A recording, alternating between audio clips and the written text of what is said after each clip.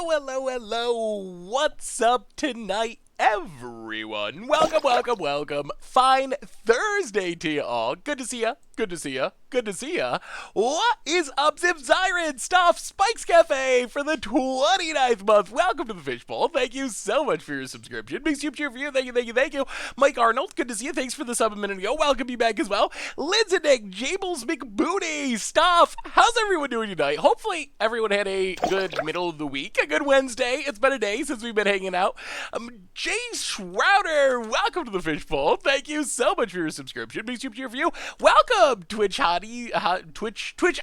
That's what it is. Good to have you. Always awesome to have first-time stream viewers. Good to see you. Welcome. Chuck, how is life, Chuck? I hope all is going well. Top at Tolab, Kudakar, Domri, Mr. Finkles, Matthew Goodnight, Bennymon. How are you tonight, Benny? Winzo.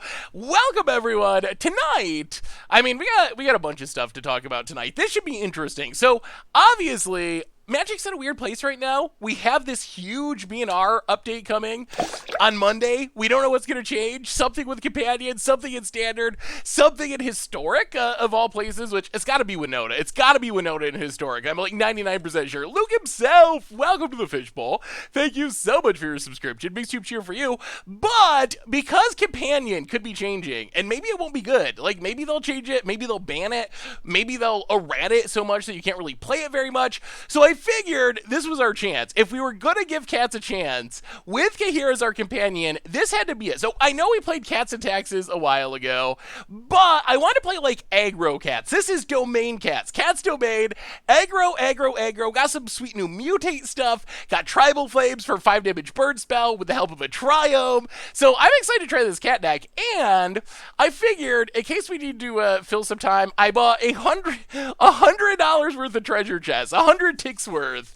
So we have a bunch of treasure chests to crack open and have fun. Try to open. They just released the new C20 cards, so I got to open those for a upcoming Commander Clash. So we're gonna do a big treasure chest opening, and if we get some value, maybe we'll spin it again and get some more treasure chests. So that's on the docket for tonight too. Why don't you play Pauper? Pauper is just, I like playing it on occasion, but Pauper, whenever I've tried to stream it a couple of times, people have just not really watched it. It's one of those formats where, for me, I feel like it works better for YouTube. I feel like when I've done it on Twitch, just most people don't show up. It definitely has a really dedicated fan base, but it's a pretty small part of the people that hang out at the stream. So I try to play more broadly popular formats for the most part on stream, and then use YouTube for more of the like niche formats. We don't play Legacy hardly at all on stream either for the same reason, even though I love Legacy. So I will try to get some more poppering on the YouTube soon, though. Hey, what's up, Dylan Utter? How are you? So that's our plan for tonight. We are catting. We are also treasure chesting. We are talking about upcoming bannings and changes. We talk about M21. We are officially, as of today, we are exactly 1 week away from spoiler season. And I gotta run this. Hey, what's up, Zach? How are you? I gotta run this rumor by you, chat. I gotta get your opinion on it. So I heard this crazy rumor. I don't think it's true because it blew my mind when I heard it. The rumor I heard is phasing coming to Standard in Core Set 2021. Phasing is kind of historically a Teferi mechanic. If you go back to like Mirage and Visions, there's like Teferi's Drake and Teferi's Realm. A bunch of weird phasing cards are attached to Teferi. Would they really put phasing into Standard though? Phasing is like weird. It is really weird. If you think mutate is weird, phasing I think is mutate level weird, isn't it? It's like banding. I thought it was like on banding level. Oh my god. There's no way. Oh, I don't think there's any way they Teferi's protection. I think, would that be too good? Would Teferi's protection just be too good for Standard? Maybe it wouldn't. It's just like super duper fog. Oh man, and it doesn't trigger the ETB stuff, so it would be easy on MTGA. I think phasing is one of those mechanics. Irrelevant Merfolk, welcome to the Fishbowl for the 12th. What's up with you? Doing a draft with a draft for my friends move away outside extremely expensive sets. What do you draft? Ooh, what do you draft outside of extremely expensive sets? You can't go wrong with like Dominaria. You can't go wrong with War of the Spark was an interesting format. Really, as much as Constructed has had some ups and downs, in general, Wizard has done really well with the recent draft set. So you can't really. I would avoid Ravnica. I didn't like Ravnica draft that much, but War of the Spark, Dominaria is really good. Even some of the more recent ones are decent too, like Throne of Eldraine. So you can't go wrong with them if you want a more budget-friendly box. Welcome to the stream for the 31st month. Thank you for your subscription. Big super cheer for you. Thank you, thank you, thank you. So we're going to bring out the Cataclysm. Will it be a catastrophe? If only Tomer is here. Maybe I'll get Tomer to call in and not even like give any game advice, but just say horrible cat puns that make me want to reach across the internet and strangle him. Maybe that's how we should do our cat stream. What do you think will actually happen with companions, and what do you want to happen with companions? Oh man, that is a big question. So if you missed this, Tuesday or Wednesday, a day or two ago, Wizards announced next Monday they are changing something in Standard. There's going to be a BNR update. There's going to be a change in Historic, and there's going to be an announcement about the entire companion mechanic. The rumor I've heard from that, and I'm sure you've heard it too, because it's been going around a bunch of places. I don't even know where it started, but the rumor I've heard is you got to pay 3 mana at sorcery speed to access your companion. I don't know if I like that change. I'm not convinced that would be the right way to go. It does seem possible, especially if Wizards wants to keep Companion legal.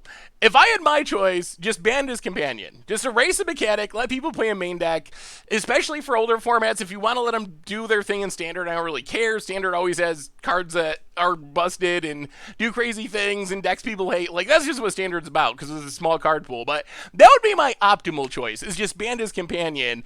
I do think, even though I have no, like, proof that the rumor's true, and I don't even know where it started, I do think the pay 3 thing, put it in your hand, I could see Wizards going that direction. That seems like a way that it would power down the mechanic. I think it would still be playable, though. It might still even be pretty good.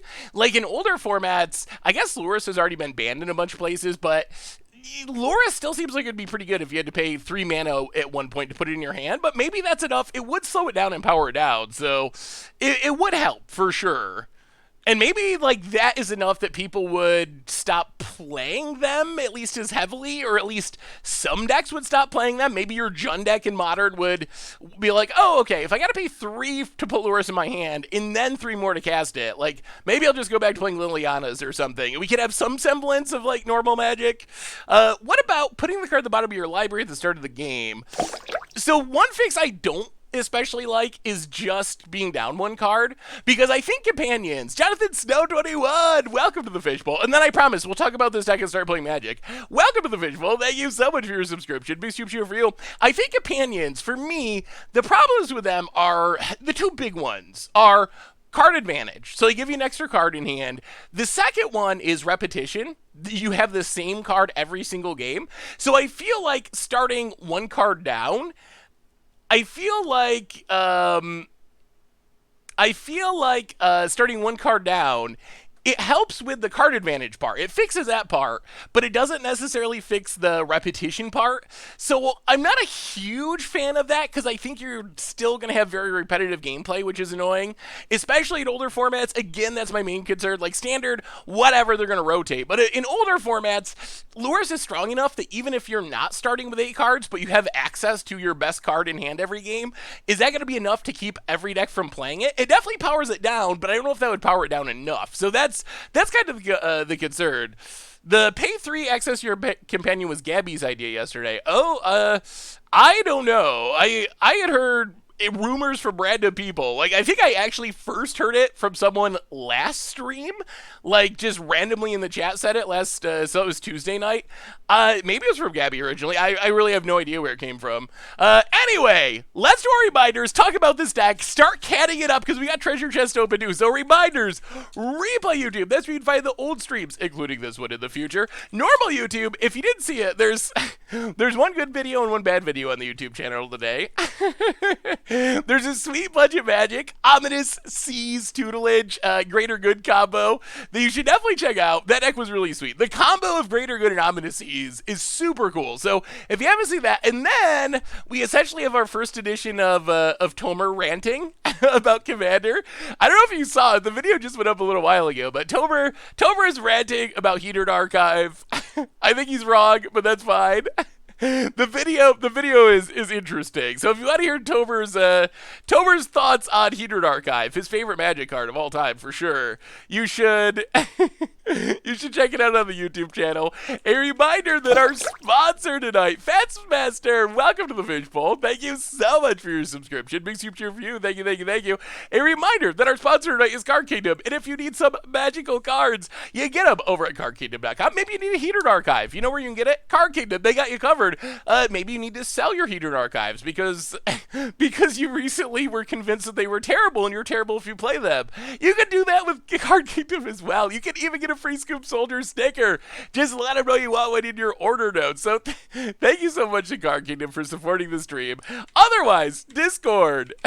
It's new and improved. Check it out if you're interested. We also have a merch page with tokens, t-shirts, playback, good way to support the stream and the channel and the site. Donations, always appreciated, never required. $2 or more gets your message read on stream. So everyone liked the Tober video? Oh, that's awesome. I will pass it along, except for Spike's Cafe. I want a YouTube filter to avoid Tober and Crim content. I don't think that YouTube has that technology, but I maybe we'll figure out a way to differentiate it more. But yeah, if you haven't seen it, I think the video is interesting. Did you put up your Siege Rhino Blink deck on YouTube? It's on the replay YouTube. Yes, I believe so. Hopefully I didn't forget to do that. So, all right, let's talk about this deck. So we are playing, I'm calling this Domain Cats. So you probably remember a few weeks ago on Much Brew, I want to filter to avoid all goldfish content, advanced wins. Shame. So the Tomer video is the most thumbs down I've ever seen on a goldfish video. I also was thinking that. But it's one of those topics, I don't think they're like, the Grey Cow, welcome to the Fishbowl. Thank you so much for your subscription. Big cheer for you. The thumbs down, I assume that it's people not thumbs downing Tomer as much as they're like voting on Heated Archive more or less. That's my perception of it. Like when I'm like, hey, here's an instant deck. Here's this deck that does cool things.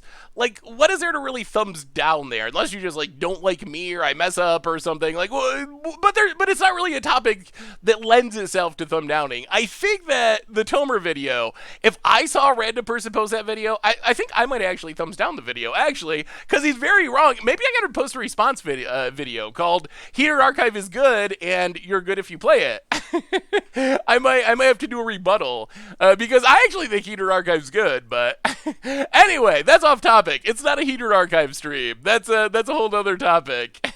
That is what if Vince posted the video? That is for another time. Tonight we are catting. We were catting it up. So, you probably remember a while ago we played Cats and Taxes. I think that Kahira makes Cats playable in Modern. I really wanted to play Cats tonight because some companion change is going to happen. Probably going to make this deck work.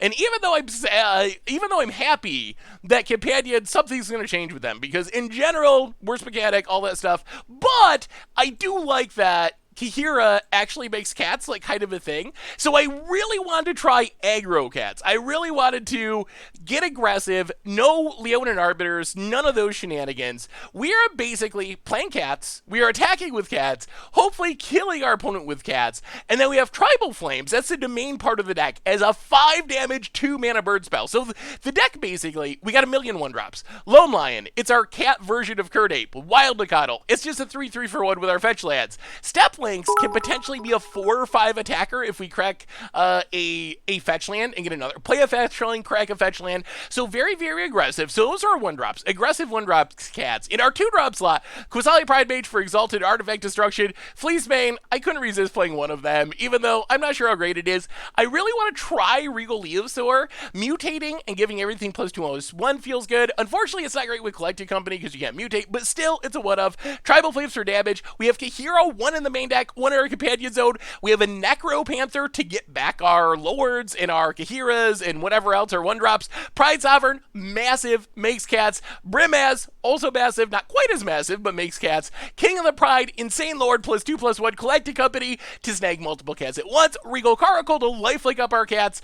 Mana Beast, tons of fetches to support our plan. We have 1 Triome with blue and black, Swamp Island, to get up to 5 damage with our Tribal Flames, some Horizon Canopies. Sideboard, a bunch of hate cards for the most part, for combos, for blue decks, for burn decks, for graveyard decks, some removal, another Regal Caracal, and that's the deck. We're like Cat Zoo. We're Domain Cat Zoo. Yeah, we're going super aggressive. So fingers crossed. I will say that I have honestly not played a single game with this deck. I built it this afternoon.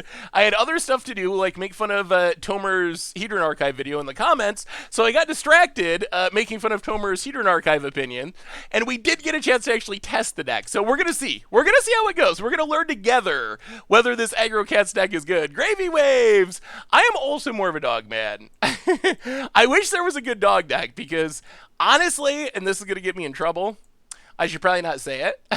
I wrote in my hand not to say it, but I'm going to ramble about it for an hour anyway. But I actually don't like cats very much. Cats I think are pretty medium. Like, I like cats in Magic, but in real life, I'm kind of meh on cats. Gravy Waves, welcome to the Fishbowl. Thank you so much for your subscription. Big scoop cheer for you. They're so uppity. They really are. They're so uppity. Dogs, on the other hand, they're personable, they're friendly. I feel a kinship with dogs. When cats, they're so uppity and they're cats. Del Roaz for the 44th months. Cats and pineapple on pizza, the 2 worst things in the real world. Dogs and pepperoni on pizza. Those, on the other hand. What's worse, cats? Cats or pepperoni on pizza? What about, or not pepperoni, pineapple on pizza? What, pineapple on cats? Oh, I know everyone's gonna leave. I'm mostly joking. Like, I like all animals, but if you had to make me choose between cats and dogs, I would definitely choose dogs. Pineapple on pizza or companions? Oh, don't make me choose. Pineapple on pizza or companions? Those are the real questions. I know, now all the cat lovers are gonna be mad. I didn't see. I knew. That's why I wrote, "Don't talk about how you hate cats." That's why I wrote that on my hand. I don't know if anyone actually gets that reference, but I find it funny. If you've been watching Magic streams for a long time, you might get it. Oh, we gotta go to stream mode.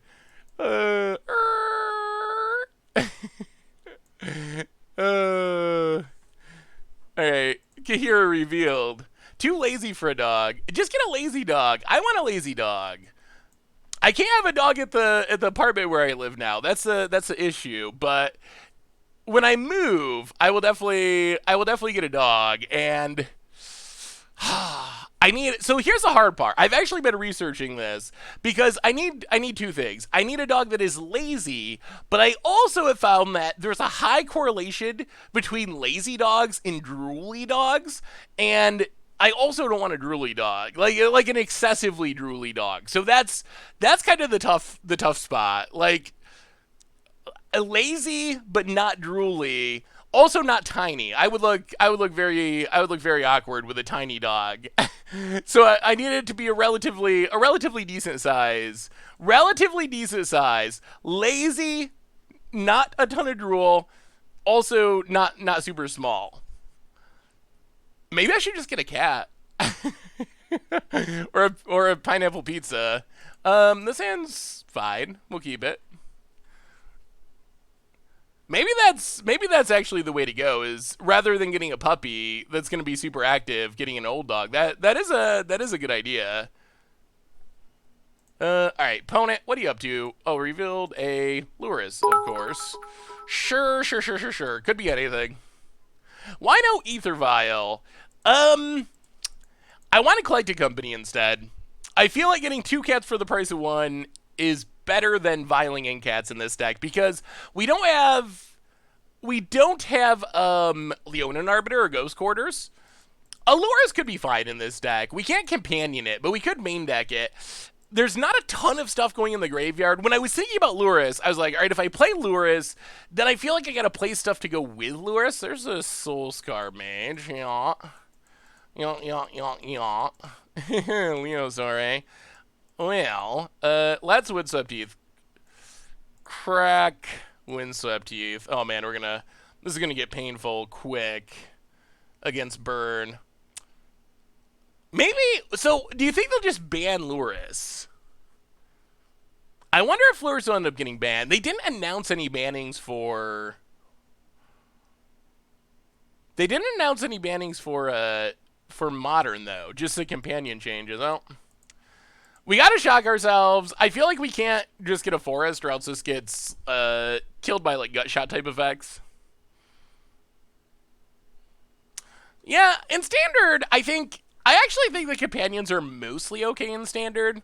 Yarion might not be. Yarion is probably just too easy in general. Like, going up to 80 cards, that's one thing. If there's one thing that I've been happy about as companions is every once in a while there's something that comes along that changes the community's collective knowledge. Like, the last time I remember this happening was Faithless Looting, where eventually people realize the Magic community loves card advantage. In theory, in Magic, card advantage is thought to be, the most important thing. So eventually, Faithless Looting kind of made people realize that card advantage isn't everything. Yes, it is important. I'm not trying to minimize it. I love drawing cards. But sometimes going down a card is fine. Like, if you get enough advantage out of the effect, then it's actually pretty fine to end up going down a card. Oh, this is not where I want to be.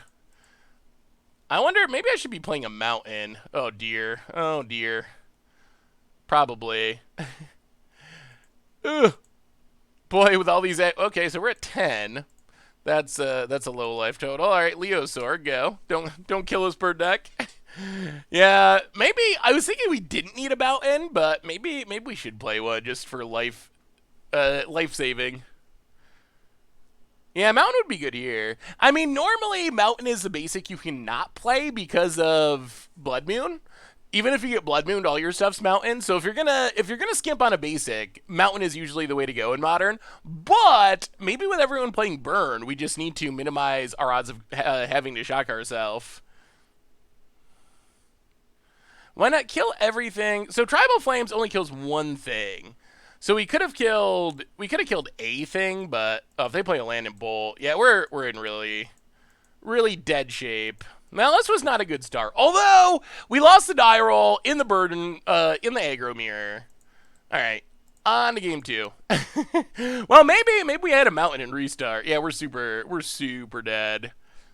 Well, that was not the dream. That was not the dream by any stretch. But we get to bring in Weather the Storm. We get to bring in Caracal. We get to bring in Path to Exile.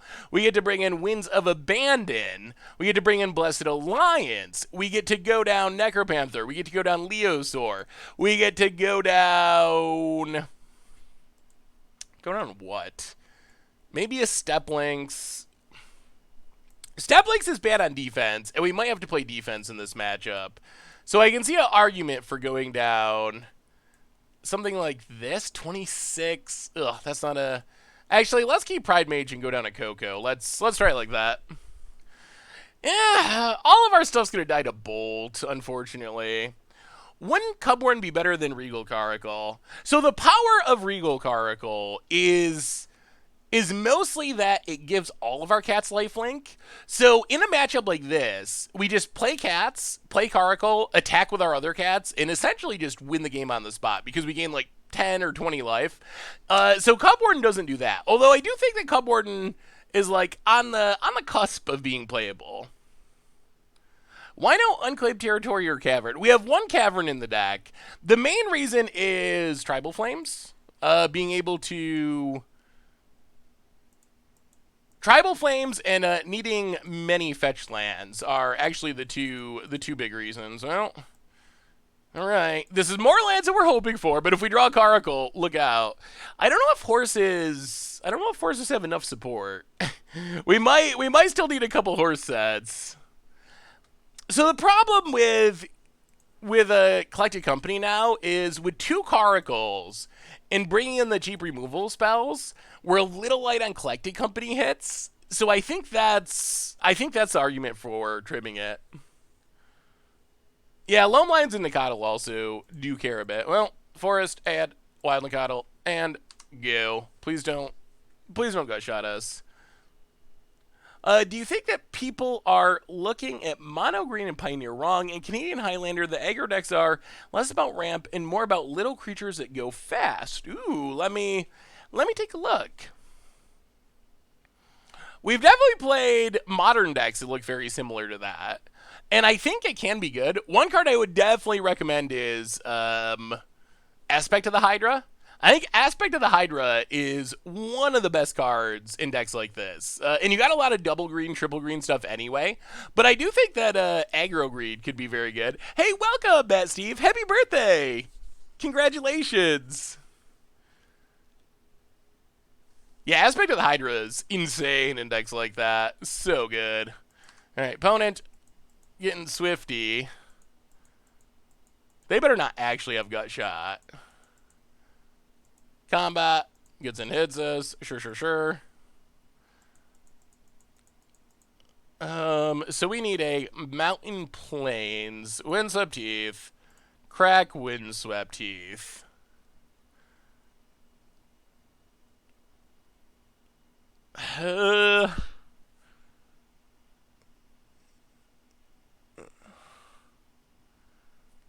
Sacred Foundry, untapped.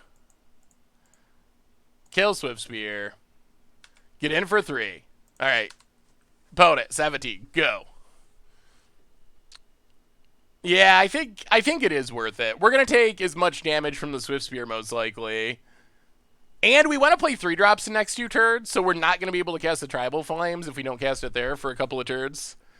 The Triome is purely to up our Tribal Flames count to 5. We have a single Triome, fetchable by green fetch lands, to up... Oh, man, so many lands. So many lands. Well, we will play a Plains. We are flooding a bit. Hopefully we draw Caracal. Caracal would be great here. Well, play King of the Pride. Go to combat. Get in for 5. Potent. Down to 12. The cat race is on, but the flood is also on. Yeah, we can cast Necropanther with the Triome. And also with our 1 Cavern of Souls.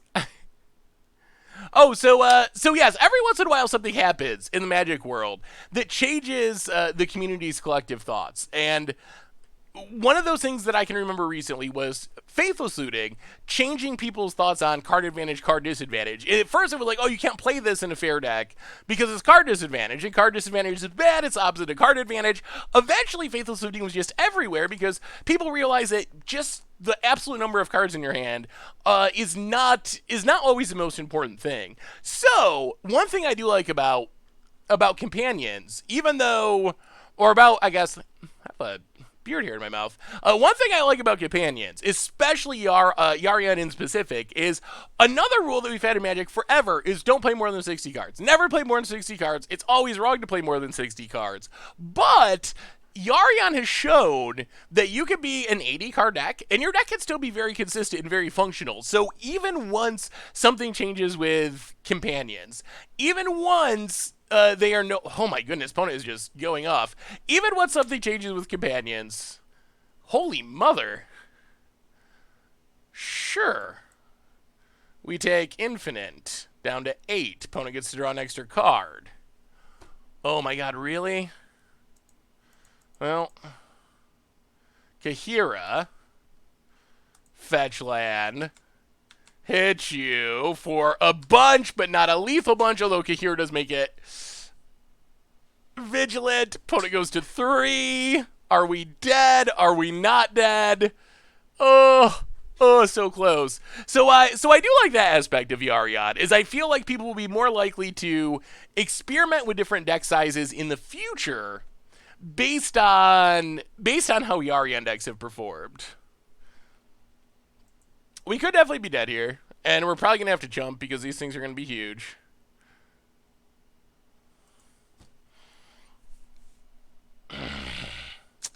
No. Little unfortunate that we just drew so many lands. We had a land heavy hand, and then we drew a land every single turn of the game, and that's not a great way to win with an aggro deck. Hey, what's up, Bearman? How are you?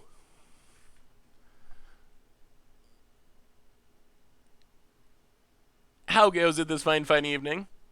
You wouldn't play an all odd deck without Abash. That's true. No, I don't think every companion does that. I think Yarion in specific would be the one that I think, and I still don't think everyone's going to start playing 80 cards, but I think the conventional wisdom of the past, which is it's never right, I think Yarion will change that. And I think that people will at least say that it can sometimes be right. I think there will be other decks or scenarios where it's actually going to be fine. And this is really weird. Lucas Dotto, welcome to the Fishbowl. Thank you so much for your subscription. Big super cheer for you. Thank you.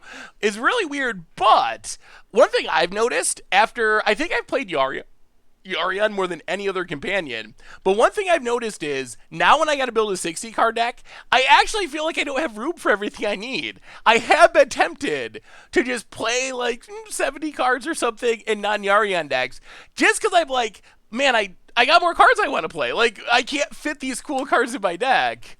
Collective Brutality, going to kill the Lord in Drain. Discarding Abbot of Carol Keep.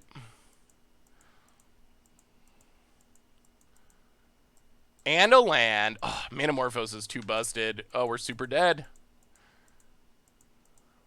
Bonet. Oh, we drew too many lands? Too many lands, not enough action. Attacks with both. Well, we'll block the Abbot.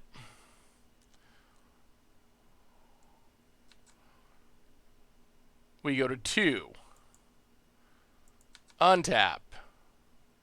Opponent gets to draw a card.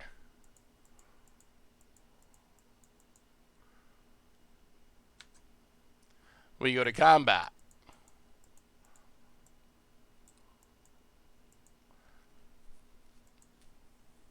We attack.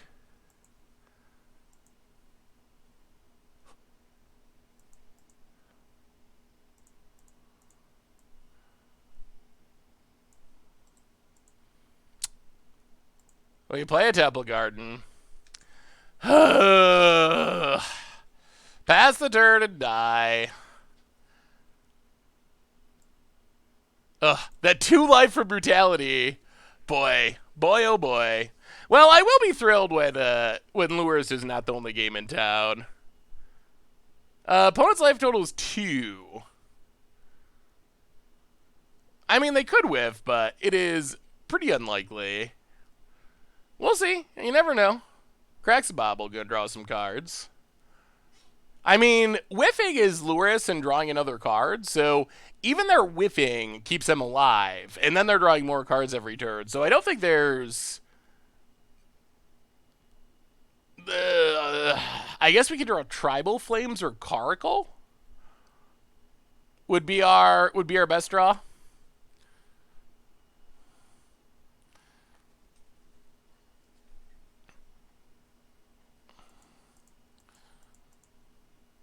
Opponent.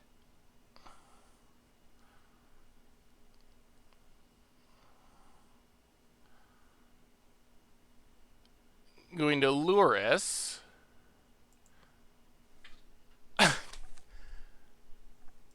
Why the slow rolls?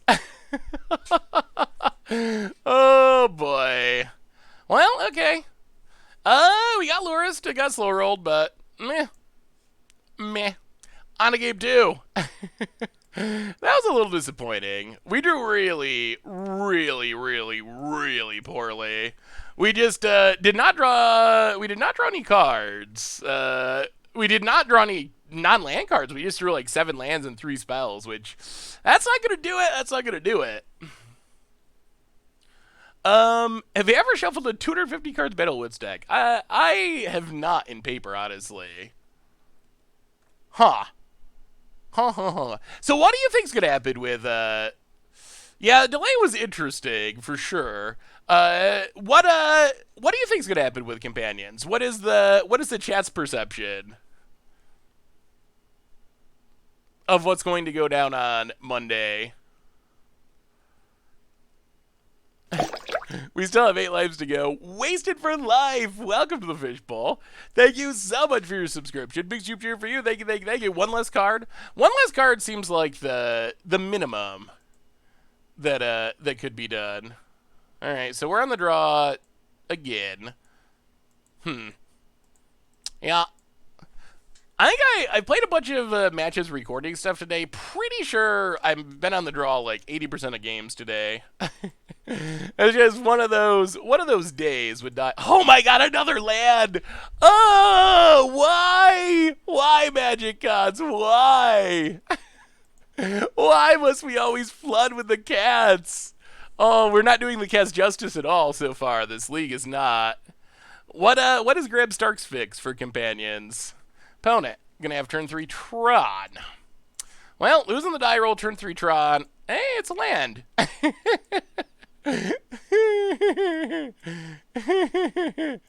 Oh boy. Okay, that's another land. The trend continues.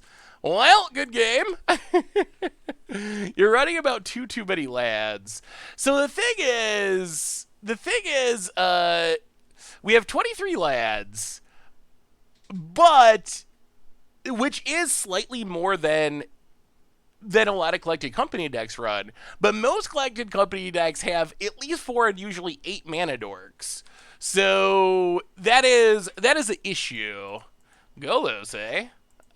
So that is an issue that we can't really run like 20 lands because we don't have any mana dorks.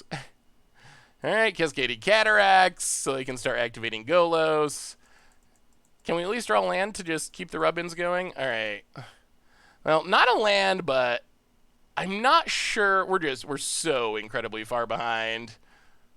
We have a million 1-drops. Oh, I'm very disappointed with how this has gone so far. Well, play King of the Pride.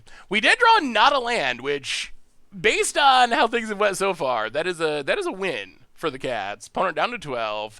However, opponent has infinite mana of every color, essentially. That's a Sanctum of Ugin. What are they going to do with their infinite mana of every color?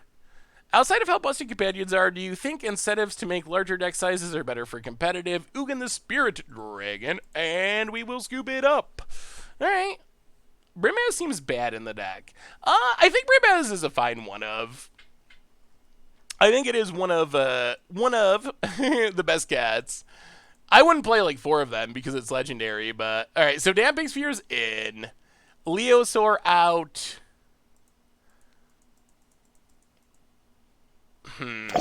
Leosaur out. I guess Necropanther out and Caracal out. I don't know. I don't know if we can actually afford to play 22 lands, just like by the math. Gramps fix is to errata companions to be fetched lands of their color identity. Should Magic raise the minimum deck size of constructed? I don't know. I think that's something that I would be open to having a discussion about. Hey, it's a hand. It's got 1-drops. It's only got 2 lands. The Cats are doing it. I think this should be more or less what our average starting hand is like. We just have not been getting average starting hands so far. Wooded Foothills. Crack Wooded Foothills.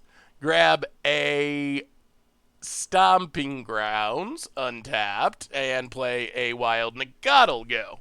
Dizzy Button, welcome to the Fishbowl. Thank you so much for your subscription. Big soup cheer for you. Thank you, thank you, thank you. Donar, welcome to the Fishbowl. Thank you so much for your subscription. Big soup cheer for you. Thank you, thank you. I mean, taking damage really doesn't matter in this matchup. They're either going to play something absurd and we're going to lose, or we're going to kill them before they play something absurd and we're going to win. So I don't think Painful Mana is really something that we need to worry about in this matchup. I'll get it for 4 with Nagaddle. Opponent down to 16. We have this Dabbing Sphere that we're probably going to have to play next turn. Which companions could C play if they were banned as companion? I could see Luris, but that's about it, I think. I don't think Yarion would be playable unless there was a weird Blink deck. I think Luris would C play, main deck play. Yarion, I think, would see some main deck play. But like you said, in fringe decks, I think Garuda is... Garuda and Kruga, I think, are potentially main deck playable. Well, I guess we just got a Damping Sphere. Play Damping Sphere, hit you for 5. Opponent down to 11 past the turn. Hey, what's up, Sniper? How are you? Good to see ya. Thoughts on Ether Vial? I think Collected Company's better. And I don't think you want to play both of them for the most part, because they don't interact very well with each other. I like Ether Vial better if you're trying to play like a Taxes plan. Opponent, learning about Damping Sphere. I like it better if you're trying to play like a Taxes plan rather than just a beatdown plan. In the Taxes plan, when you have like Leonin Arbiter, then you want to be able to like Vial and have Ghost Quarters up to activate Ghost Quarter and stuff like that. But I think it's less impressive with what this deck is trying to do.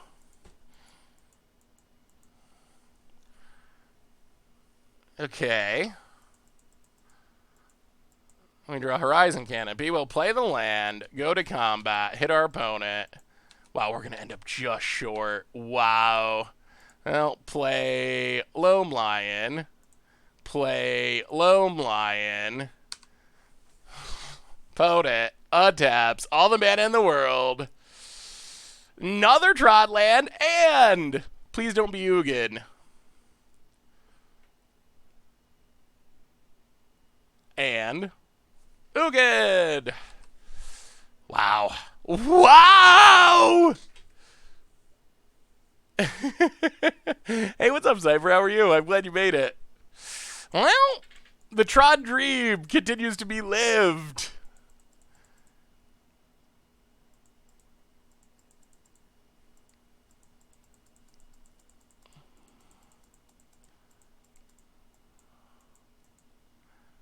Yeah, all right, good game. Oh, Mondays, Tuesdays, and Thursdays is the main stream. Monday afternoon, Tuesdays, and Thursdays. All right, let's restart the cats. Oh, I'm a little disappointed. I feel like that is some rough running. So we will open some chests. I don't think we're going to open them yet. Was that game a punt? Possibly to not play Kahira, but we still wouldn't have lethal. So I don't know if it's a punt that actually changes anything with how the game played out, but it probably would have been better to play Kahira and hit for 2 extra damage. But we still were short of killing our opponent, unfortunately.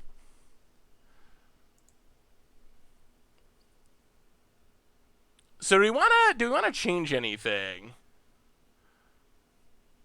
Any jank or just Cat Tribal? Does does Cat Tribal in Modern not qualify as jank?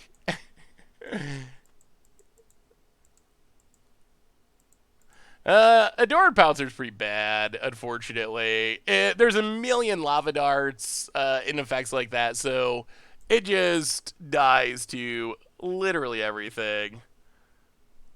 22 lands. What is the actual math on that? I wonder if the math is... Ugh. Karkal's so good, though.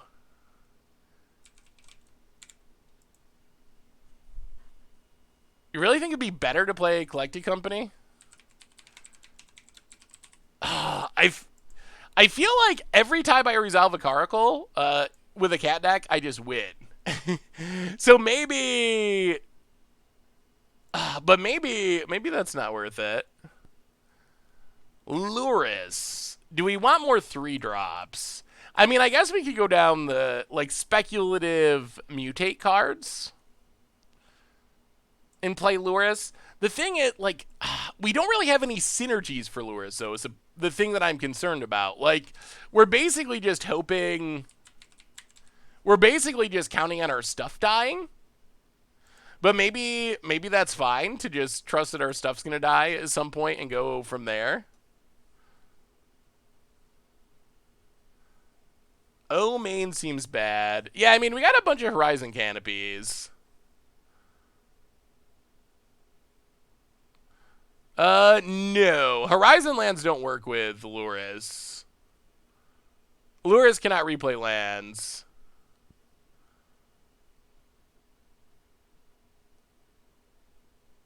Hey, what's up, Izid? How are you?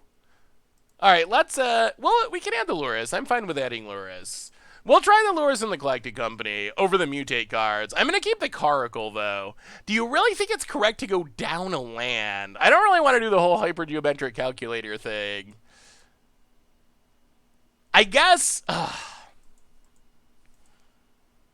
if we cut Caracal, we can go down a land. That's probably passable. I don't think we're ever going to get to... I don't think we're ever going to get to enough mana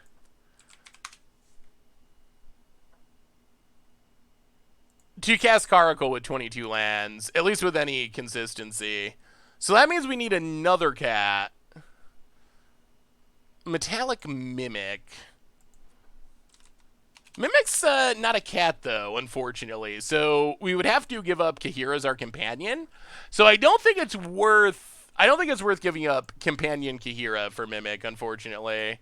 Even though it becomes a cat once it comes into play, it is not a cat. So Luris. I don't know if any of the choose a creature type cards worth it. Galactic Company. All right, so we'll do that. We have one more slot. Oh no, it's a good idea, Flacco.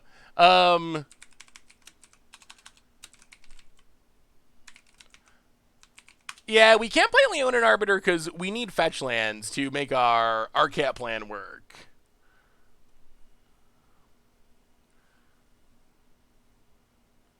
Cut like 2 lands and play Ether Vial? Huh. Do you actually think Vial is worth it in this deck?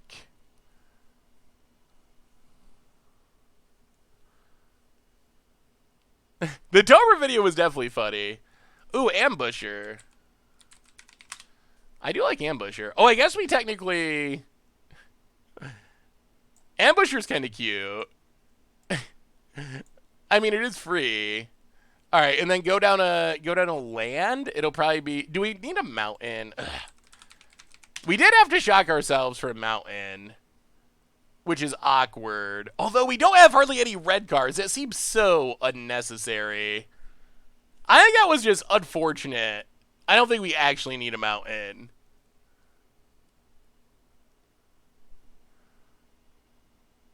Cut Coco and add Bolts and Helix. Snapdax. So we'll try cutting 1 land. I guess a Plains. If we Blood Moon, all of our stuff will be mountains. So Tribal Flames just seems too cute. You don't think Tribal Flames is worth it? All right, let's give it another shot. Let's try it like this. No, we need the triumph for Tribal Flames.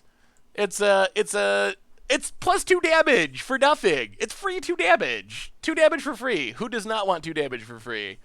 I mean, if it's a disaster, we'll change it again. I think Snapdax is just too expensive. I'm not sure it hits enough in the format.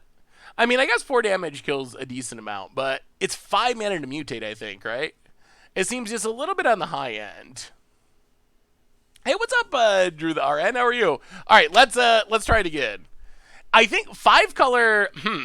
Maybe we should just go 5 color mutate cats. That would be funny. A lot of the mutate stuff are cats, right? Just play like the human mana base. All right, still losing die rolls. The trend continues forever. Zaire for the 29th month. Welcome to the Fishbowl. Thank you so much for your subscription. Big soup cheer for you. Thank you. Played a lot of Zoo back in the day. Tribal Flames was only worth it with Bolt and Siege Rido. All right, so infinite lands, but we do have a collecting company. How do we always just have this hand? No matter what cards we change, we're going to have 4 lands and 3 cards. And then we're going to draw mostly lands for the rest of the game. I'm doing well, Zaire. How are you? We could cut down to like 18 lands and we'd still get this hand, I bet. Opponent, Luris? If you have an off-color Triobe as your for your primary fetch, play Wooded Foils or Flooded Strand instead of Arid Mesa.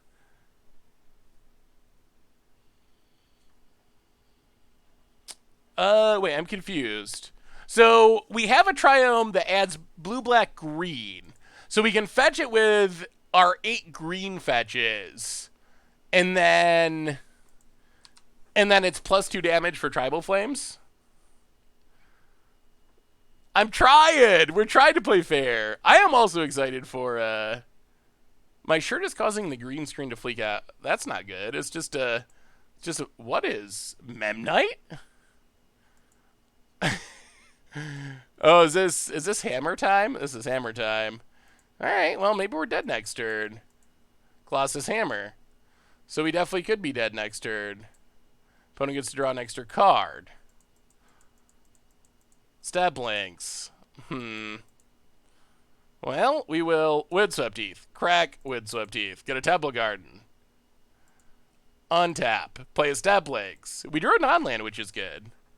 Pass the turn. We need a Quasali Pride Mage before we are dead. Played for our opponent.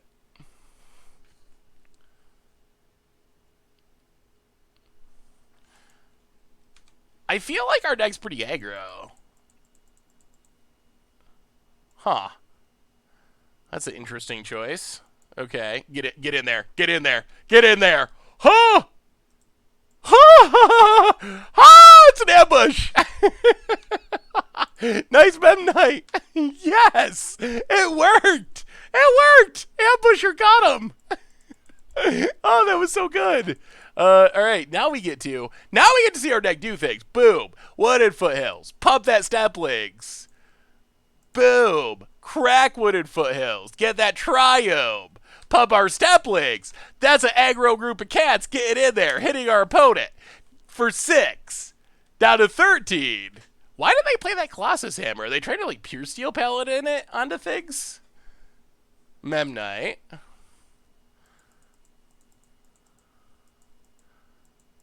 Oh, sweet.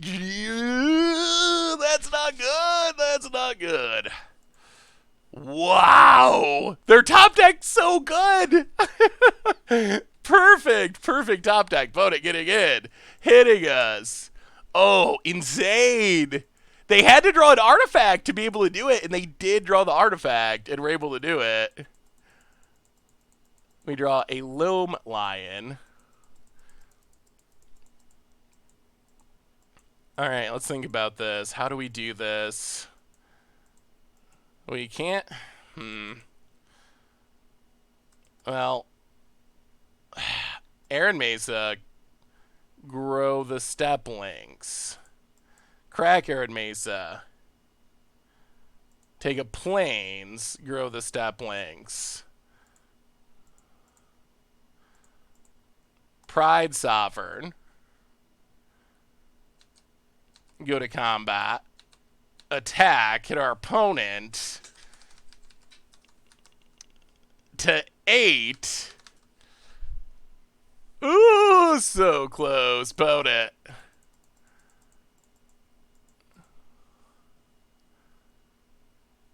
I mean, we can chump block, and this prize hover is going to make a lot of tokens.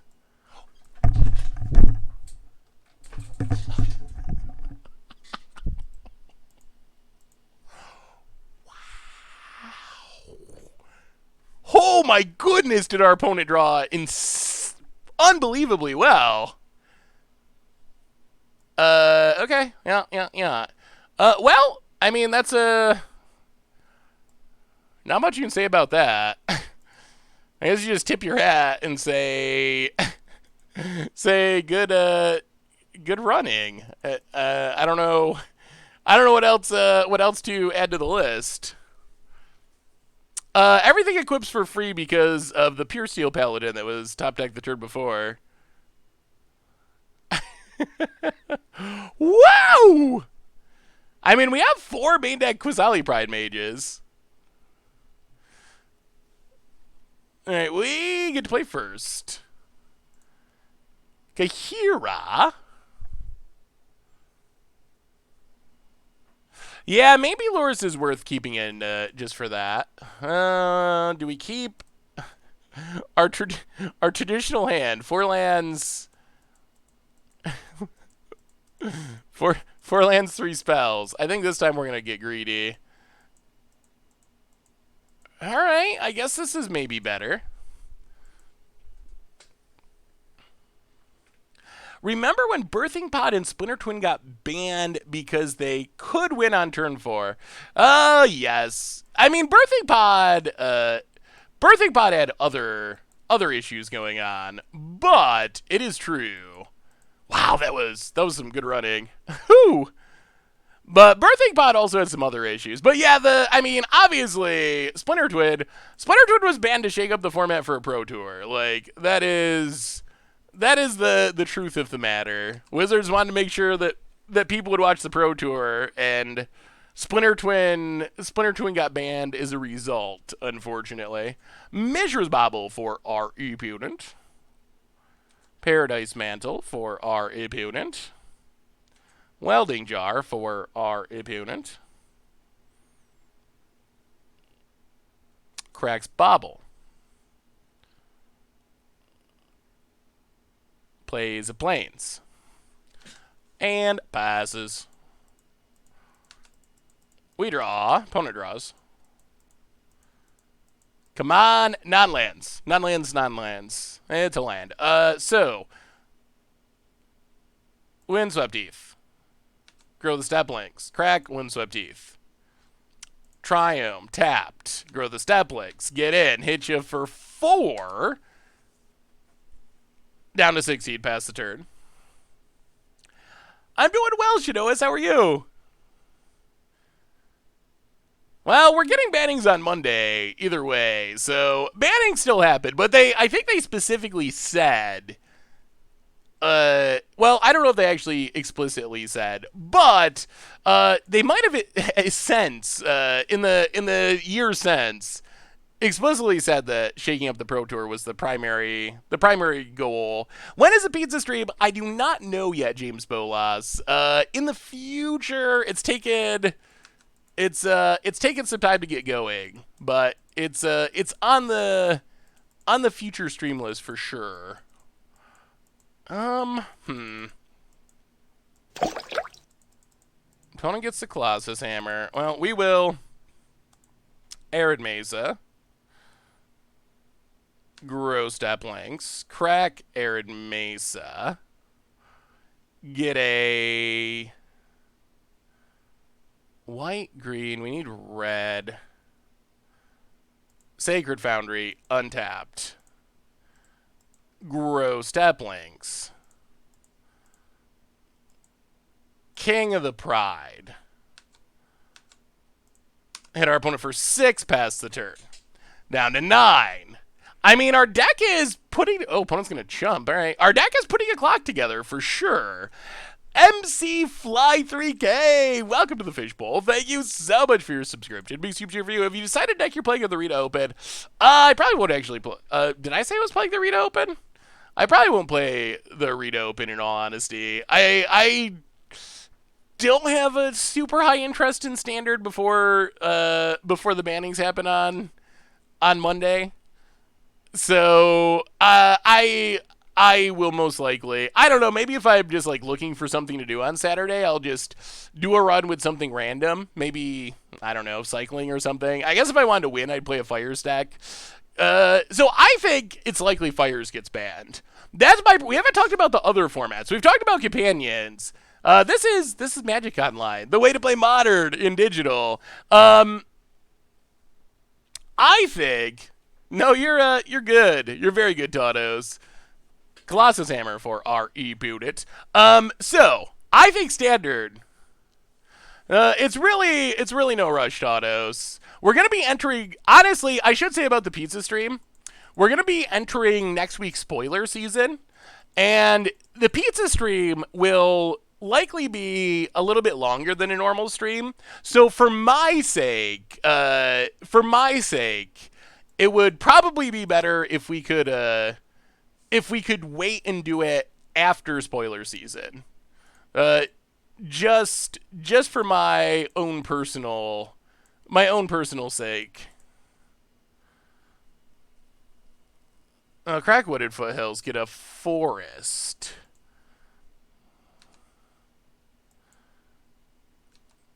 Go to combat.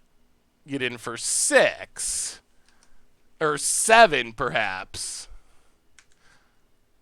Cardboard Live does not work with Magic Online, unfortunately. Oh, did I tell you? Did I tell you my computer story? So yesterday, I've been having a little bit of like lag sometimes with my computer, and Richard was like, "Oh, you should replace your graphics card." My graphics card apparently, I don't even know. It came with the computer that was built, so I got the graphics card. Tried to figure out how to put it in. So I got my computer all torn apart. I got the old graphics card out. I did the entire thing. Unfortunately, my computer is so old that apparently, I mean, it's only like, I don't know, 3 years old, but apparently it doesn't have the best components. Apparently it doesn't have the ability to plug a graphics card into the power source. So my old graphics card, apparently it just powers itself magically somehow. I don't know. I don't know anything about computers. Some sort of magical power thing. But yeah. So so I couldn't actually put a real graphics card into the computer because of that. So that was interesting. That was a bit of an adventure. Opponent comboing off essentially. Well, let's Path Pierce deal.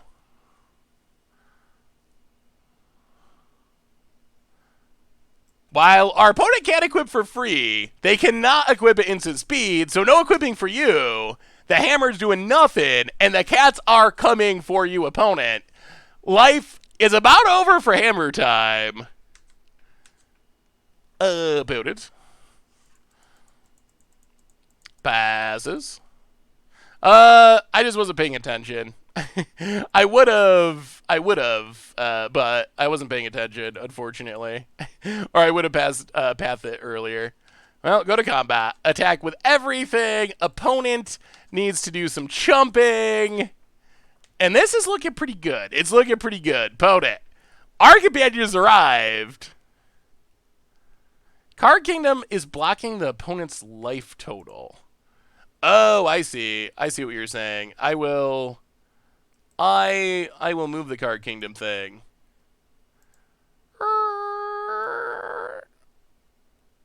There we go. Well, now it's blocking. There. Boom. Perfect placement. Opponent blocks and blocks. Going to regenerate Ornithopter. Go to 3. We pass the turn. All right, about it. It better be good. It better be really good. Ice Ice. Da da da da da da da da da. I did that the whole first video. Moto graphics look like Minecraft Excel. I mean, yeah, Moto. It's not a visually exciting program. However, it does allow us to play Modern and Legacy and Commander in a lot of form. Opponent's deck is weird. Weird. Opponent. Cranial plating. Well, alright, let's put an end to these shenanigans. Pride Mage, kill you. Opponent's got a pretty unique build of whatever they're doing. I guess we could have let him attack first and ambush, but we have lethal easily. All right, that went pretty good. That was much better. Yeah, opponent is definitely playing an interesting take on Hammer Time. Yeah, keeping Loris is actually probably fine. Maybe we just go down the Brimaz. Do we want anything else? Rest in peace, no. Yeah, let's do it like that. I mean, I feel like we actually have a pretty good setup. We're catting. Our opponent's hammering. With a unique take on Hammer Time. Kind of a artifact build, apparently. Well, okay. We can't complain about having too many lands this game, so keep it. We don't have Stony's Islands in our sideboard.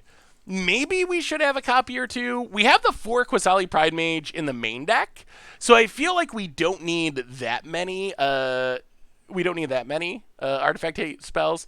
Did you see my Siege Rhino comment? To me, if Rhino is good and playable, the format is healthy. If not, maybe the format needs a tweak. That is, I mean, I think I agree with the essence of what you're saying. Hey, what's up, Sally Cell? How are you? We're actually 0-0 because we rebuilt the deck and restarted. So we're technically 0-0 at the moment. I think Moth is a little scary. Well, Temple Garden untapped. Step Links, go. Yeah, Pride Mage is very good in our deck. Well, see what our opponent's got. We are going to actually need a land with this hand. Plains. And, alright, opponent's got the Stoneforge. Opponent's been very aggressively mulliganing. It's really amazing. It's really amazing how much London Mulligan has changed the game. I really truly do believe companions, static ability planeswalkers, Okos, whatever, name off all that stuff. I really think that London Mulligan is the biggest, in the thing that has changed the game most by far in the past year. JD Smock, welcome to the Fishbowl for the 4th month. Thank you for your subscription. Big soup cheer for our new subscriber. Well, crack it. I mean, if they can kill us, they can kill us. We will take a stomping ground? Yeah, take a stomping ground. Untapped. Grow the Step Links. Go to combat. Hit our opponent.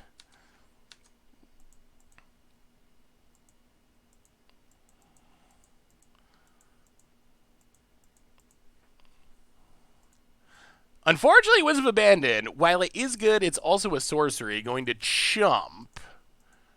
We will play Loam Lion. We will play Wild Nicodle. We will pass the turn.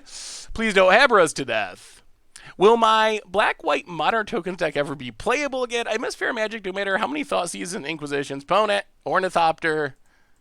Wow, they just have... Do they have it all? Do they have Pure Steel Hammer equipped for free? Wow. Wow.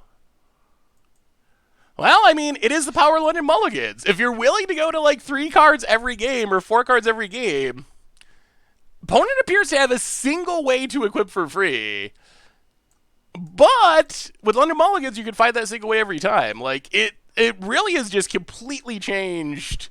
It has completely changed Magic. Like, it is a completely different game. All right, we will block the Memnite. Well, we can block, but we still lose because we got the Abyss going here. So we have to chump block every turn for the rest of the game. That's a tough position to get out of. So what options do we have? We can kill this, but our opponent kills us with this ink moth. Wow. All right. Well, I guess we have to Winds of Abandon Pure Steel and just chump block forever, I guess, is all we can really do. Go to combat. Get in with the coddle. Hit our opponent. Yeah, we need a few more manas to overload. I love your content. Was hoping to get your thoughts on Yadero, the wandering monster in Living End. Okay, opponent does have a backup equip plan in Sigarda's Aid. I mean, I think Yadero sacks to draw a card. Yadero's a little bit expensive for cycling. Living End tends to really value cards that... No way. Really? They drew another hammer?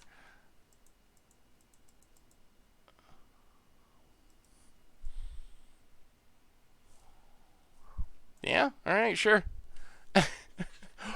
Whoo! Wow! Wow, wow, wow, wow, wow. Wow, wow, wow, wow, wow, wow, wow. Well, alright, we got London Bald. Huh. Oh, Yadero shuffles himself in every time. Yeah, then I guess, that it probably does not really have any purpose in Living End. I was thinking it's too expensive anyway, unless you want to use it as like a backup plan. But the backup plan, other than cycling being printed on the card, doesn't really relate to Living End in any meaningful way.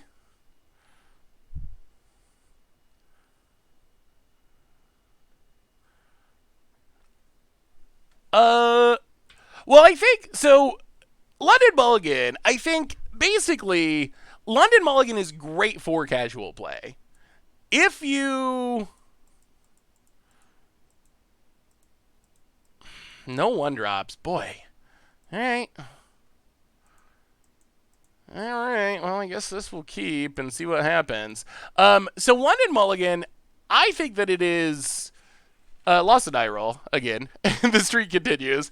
I think that London Mulligan is great for casual play. If you play Magic, once a week, a few matches, I think it's great for that. If you're playing where you are playing just like fairly and like you're trying to win, but you're, playing for fun, quote unquote, I think it's amazing for that because it does get rid of the non-game. So there is definitely an upside there. So I think that Wizards' decision with the London Mulligan rule was to make tournament intentionally or knowingly to make tournament play worse, to make the play for all the people that are, playing casual games on Arena or their kitchen table or like semi-competitive FNMs, stuff like that, to make the game better for that crowd. And maybe that's the correct choice, even though I think it's just very breakable. That is kind of one of the issues is because the London Mulligan rule is so powerful, as we saw in that game, you can just, and as we've seen in tons of decks that we've played to take advantage of the London Mulligan rule, you can just kind of mulligan into whatever you need. So it's just so easy, and we see this at Standard right now, where most decks are built around, I don't know if I would even call it a direct combo, but one really powerful card or synergy. Fires of Invention, Luca, Wilderness Reclamation, and while it is true that those cards are powerful, the other reason I believe that we're seeing so many decks that are built in that style, or like we just saw our opponent's deck, a deck that's built around, mulligan into hammer plus, into hammer plus way to equip it for free, try to win, is the London Mulligan rule incentivizes that style of deck building. Like that is the kind of deck building that works, that takes advantage of it the most.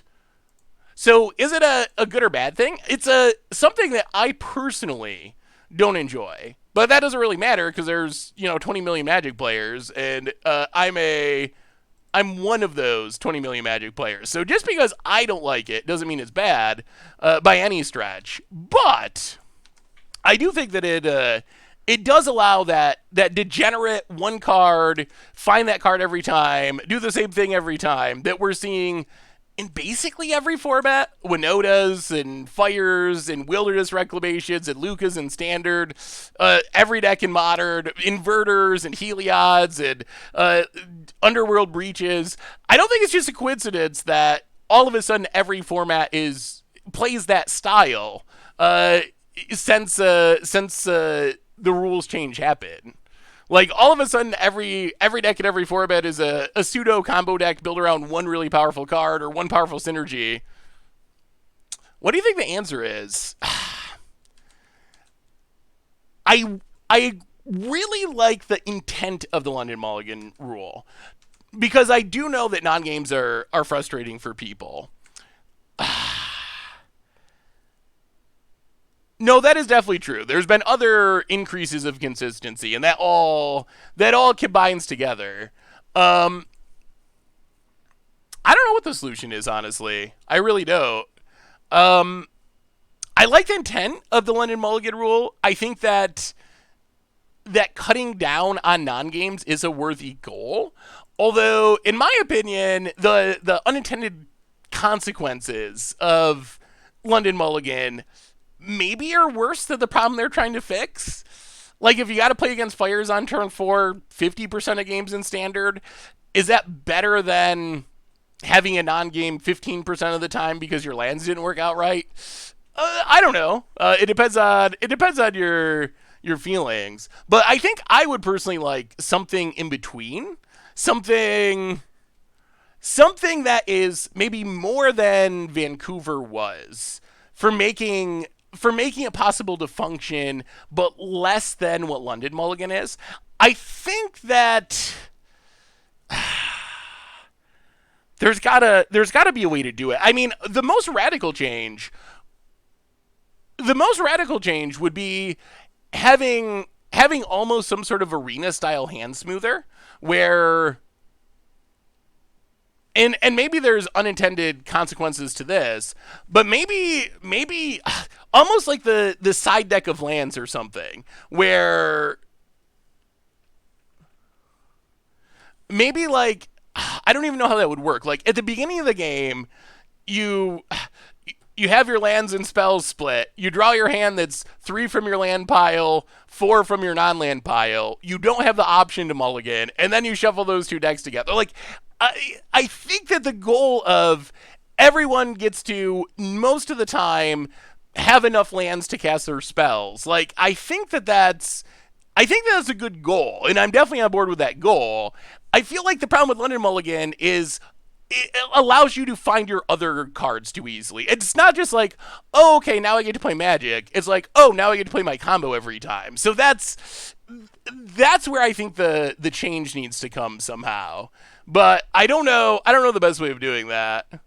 Oh, in Best of One on Arena, we don't know the exact algorithm because they change it on occasion. But in Best of One on Arena, Arena will draw 2 hands for you, I believe, last we knew, and give you the one that has the amount of lands closer to the ratio of your deck. That's it. Basically the what they think is the optimal number of lands. So if you draw a 0-lander and a 2-lander, they're going to give you the 2-land hand.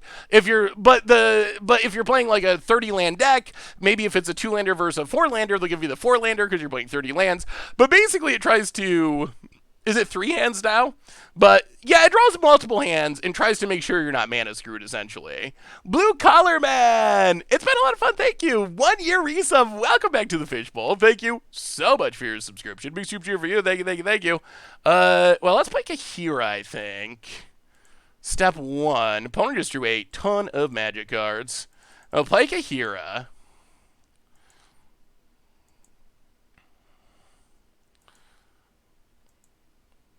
Yarion. Yeah, Yarion's good. Not to be rude, Seth, but the aesthetic losses are huge style. MTG's baked you playing with Mana Screw, punishing people for playing non-optimal mana bases. I mean, okay, so personally, I am very okay with Mana Screw, but I also learned Magic getting stasis locked in Scepter Chanted. so I learned Magic in a very different era in way than most people. So I definitely understand, especially in our current era of Magic, where we have a lot of people coming over from Hearthstone, we have a lot of new players. I can definitely understand. Do we want to step links or just Pride Sovereign? And step links. I can definitely understand why people don't want to have non-games. If people are used to playing the Mulligan rule used to be way more strict. It used to be you used to have to keep incredibly bad hands. I wasn't playing at that area, but yeah, the Mulligan rule used to be absolutely insane. But I can definitely understand why people want to be able to play a game, and I'm on board with that goal. Even though I personally understand that variance is the lifeblood of Magic, and et cetera, et cetera, et cetera. So, but I just started playing in a different era in a different way, and I don't think that era would work today. Like, I think if Magic from 20 years ago was what people were being introduced to on Arena, I don't think the game would succeed. Personally, maybe I'm wrong, but if people were like, "Oh, okay, let me try out this Magic Arena game," and it's like, I don't know, oh gosh, all right, yeah, and it's like, oh, strip mine you, Armageddon you, you don't get to do anything the entire game, I win, or it's the deck where it's like playing one a freak that attacks for 2 power in the air, and it's just every free counter spell and literal counter spell in existence, and it's just, counter your thing, counter your thing, counter your thing, counter your thing again, Swords to Plowshares your thing, let's counter your thing, eventually play a 2/2 and attack you for 10 turns after I literally counter every single thing you could possibly do. Like, I like that. Old timers like that, but I don't think. Do you think Magic would succeed if it was like that? Do you think it actually would work? I don't know if it would. Like, if that's what people were being introduced to on Arena? No, this was even earlier. It was like, I want to say Rainbow Efreet was the finisher of the original deck.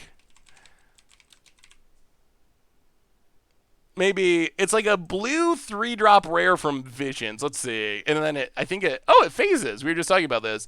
Okay, yeah, that's what it is. I believe that the original deck had 1 Rainbow Efreet as a finisher. So it's 3 mana, 3/1 flying. You pay 2 to phase it out. So basically, if you leave mana up, you can never kill it. So you just play that. If your opponent tries to kill it, you phase it out. You counter all their stuff with foils and force wills and counter spells. If anything slips through, you Swords to Plowshares. And then eventually, after a ton of turns, you win with your one of Rainbow Efreet. It was like the birth of control. Archburglar Lord, 9 months. Welcome to the Fishbowl. Thank you so much for your subscription. Big super cheer for you. Well, maybe our cat deck just isn't very good. maybe it's just not very good. Is there anything else we can change before we give up? All right, so I think if we end up losing this, we'll restart one more time. Oh, do we restart or do we keep going? Huh. What are we thinking about cats? Is it just bad? Is that the problem? That cats are just not good enough?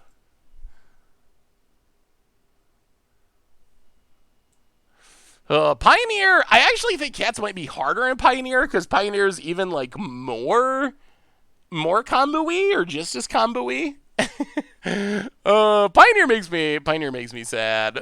Just the tail, we've talked about it before, but the tail of Pioneer, when it first started, it was so fair. And it felt like the one format where you could play fair things, but it's definitely not very fair anymore.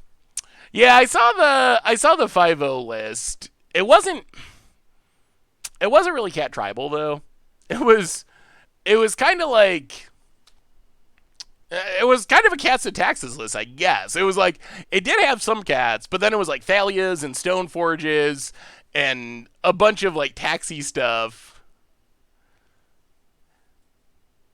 I mean, Pioneer's still okay. Ugh. I don't know. I guess my thing is I think Pioneer's still fun, but I was hoping it would feel different from Modern, and it doesn't really feel that different from Modern. Like the card pool is different, yes, but really it kind of just feels like Modern to me, which is not really what I wanted Pioneer to be. I was hoping. I think that's one of the reasons I've been liking Historic lately. Even though now that everyone's been noting, oh yeah, we forgot to talk about the other what we thought were going to get banned in other formats. I am I am fully convinced after playing a lot of Historic the last few days that I'm fully convinced that Winota is going to be banned. I think that's or suspended, whatever they call it, but I think that's gotta be the change. I think that Winota is the card because I said that something was changing in Historic. I don't even know if anything else is possible. I think it's definitely Winota in Historic on Monday. Standard is a lot tougher to guess. I would say Fires would be my pick, but I could see Agent of Treachery to Fairy. Wilderness Wreck. Although if you lose to Fairy, then is Flash too good? Is Wilderness Wreck too good? Do you gotta ban Wilderness Wreck if you're banning to Fairy? Do you just ban Luca? Do you ban Yarion? What are the companion changes? How did that relate to it? Are they powered down enough that you don't need to ban Yarion? The standard is a tough one. I can see anything from like a card being banned up to like several to many cards being banned.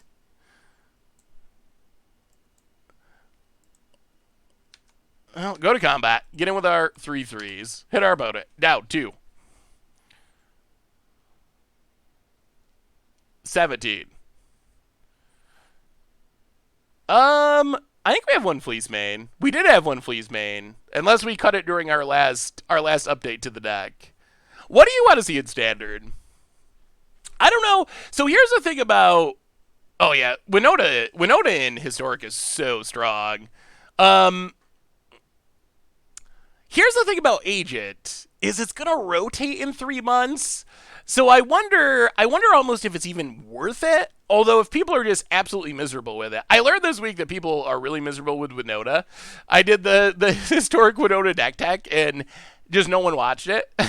I mean, comparatively, but I think it's the least popular instant deck tech that there's been in a long time. People are just burnt out of it.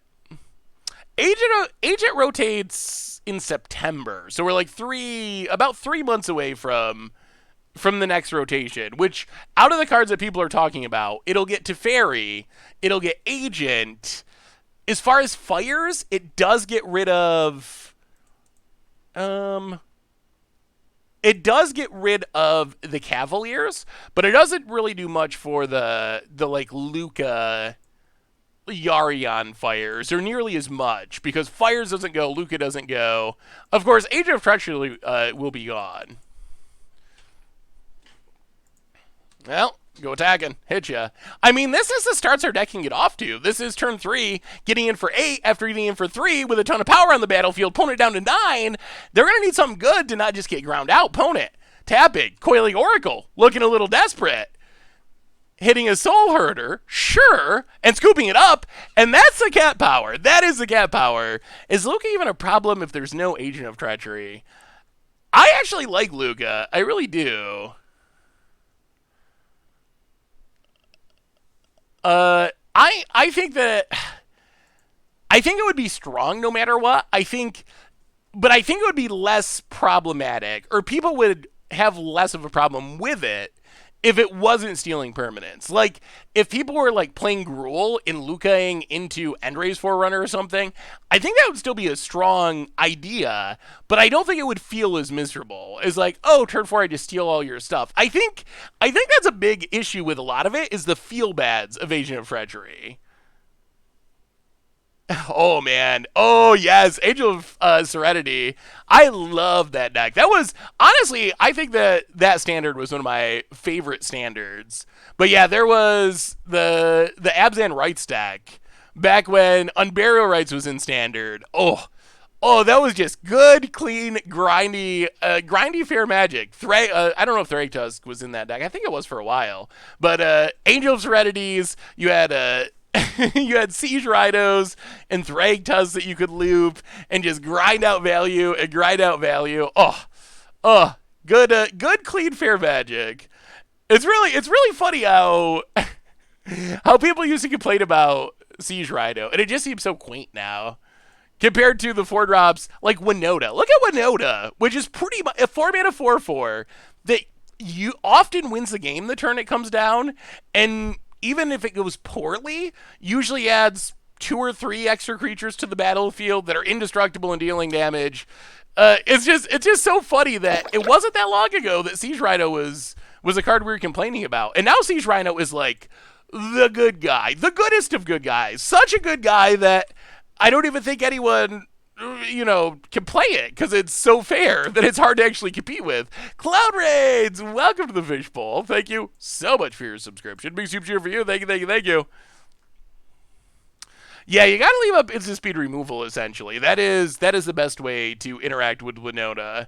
Although, one thing I found is, it's actually tough because they have pretty aggressive starts. So even if you can, if you leave up removal for Winota, which you got to do, you're usually leaving up like 3 mana, like a Murderous Rider, or at least 2 mana, and then your opponent's just beating you down with like Legion War bosses and stuff. So it actually is not. It's not as good as it sounds. Like even playing it that way, it still could go poorly. This needs a what? Forest and a Plains?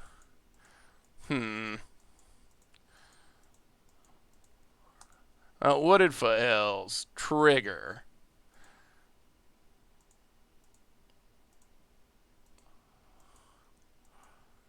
Grow the Steplings. There's our Fleece Mane. Fleece Mane has arrived. Yes, Cage is a good sideboard option, for sure. Yeah, if you can keep the board clean before Winona hits, that is another good strategy, for sure. I feel like in Standard, Winona is, I don't know why, but I feel like it's easier to handle. I think the difference is, in Pioneer they have access to Llanowar Elves, so it's often happening on turn 3 rather than turn 4.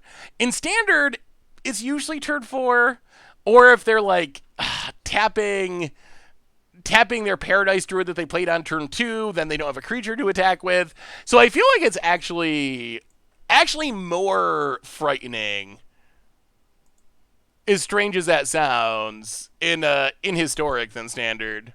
No, I think I said the wrong format. I was meaning Historic. Although people have been playing Winona in Pioneer a little bit and in Modern a little bit.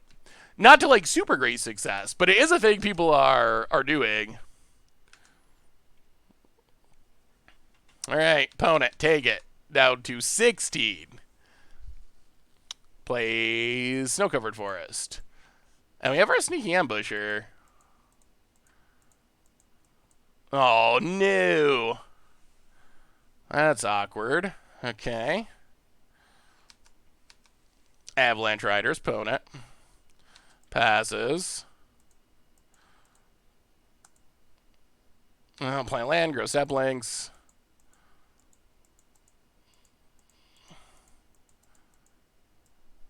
Land destruction doesn't seem like it should be good against us, but if their last card is Ephemerate, we're out of luck, I think. We have a lot of cards that specifically need us to have certain lands. So the 5-color lands are actually not as good in our deck as a lot of decks because... Oh.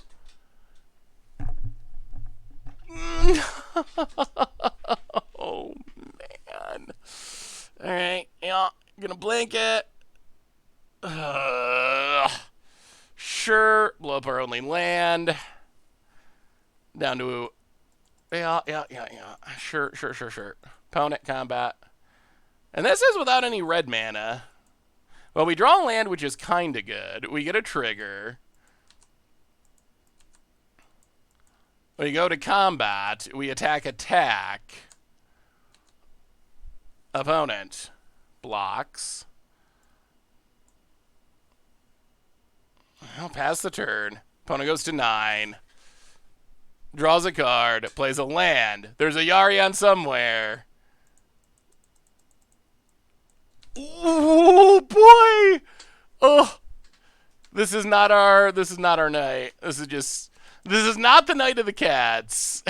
It really isn't. No matter what we do. Jeez. Sure. Oh. Well, all right. Yeah. Untap. We do draw a land, which is cute. Unfortunately, Thragtusk is just going to go off here. Off and a half. Well, Wooded Foothills. Grow the Steppe Lynxes. Yeah, we've definitely played, we've played this deck before, for sure. Go to combat. Attack.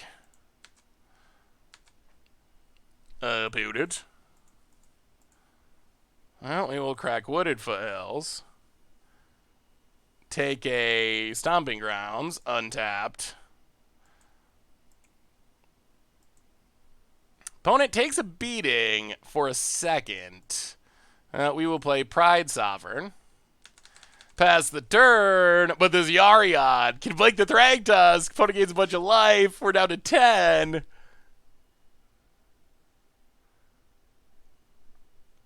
Changelings do work with Kahira.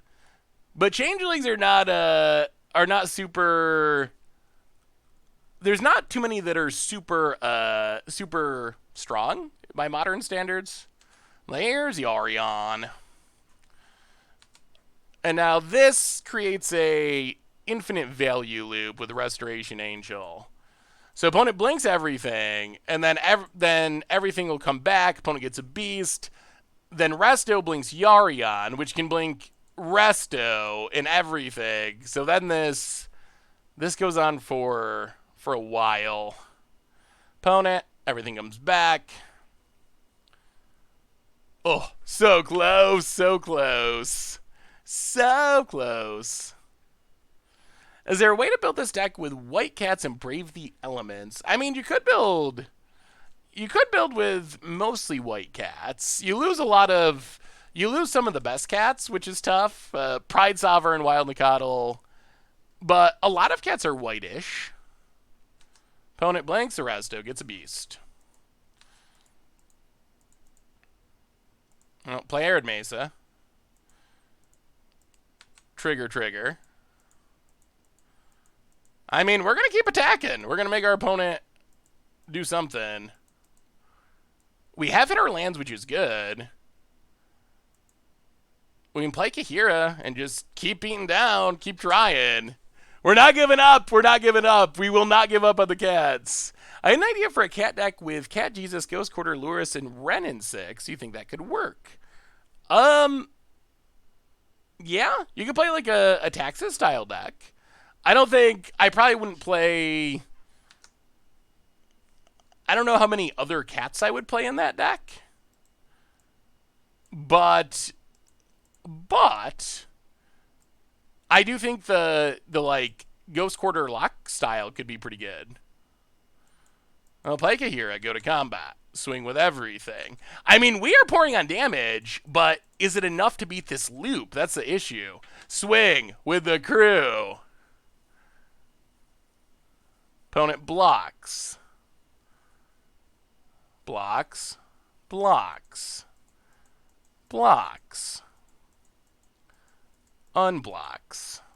Blocks.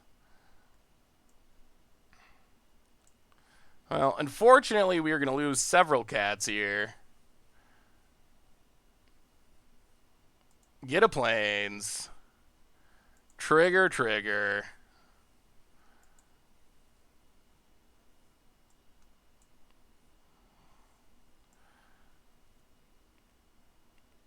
We kill a beast. We kill a noble hierarch.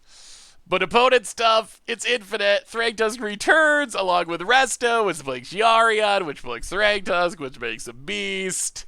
So we're probably actually just dead here. Yeah. We just can't stop this we can't stop this loop at the moment. And even though we got a pretty impressive board of cats, it's not as impressive as infinite Thragtusks. Opponent cracks. Sure.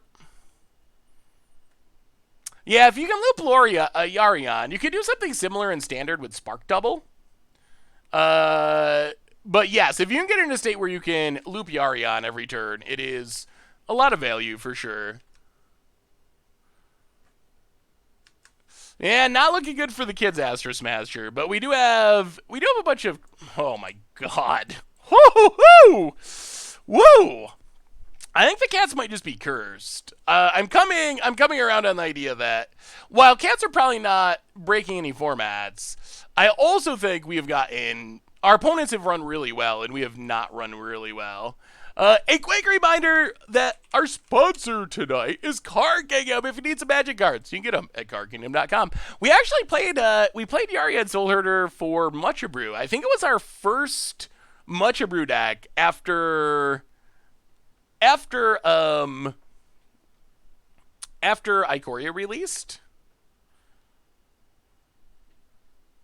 I think Unsettled Mariner might be fine. I don't know if I think Marauder would be very good. Yeah, the Soul Herder deck's definitely fun. I mean, it's good at grinding out value. We've played a few different versions of it. It's really good at winning fair matchups. It has a almost unbeatable amount of value if it can just, oh, we lost. Okay, we actually won a die roll. We won a die roll for once. 4 lands, 3 spells. That is traditional. Every hand, every game. We're used to it by now. None of our 12 1-drops, which is not, well, we're going to mulligan. All right, 1 land. That's worse. But I guess we'll keep it. Oh! Oh my god almighty. Oh, Yarion is everywhere. Yarion is just busted.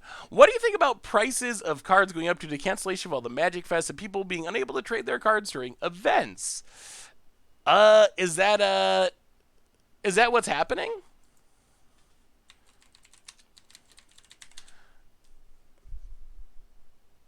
Is Aetherfile good in Yarion Solmeria? Probably not. I would have to look at the deck list again, but I think the converted mana costs are probably too varied for it to really be effective.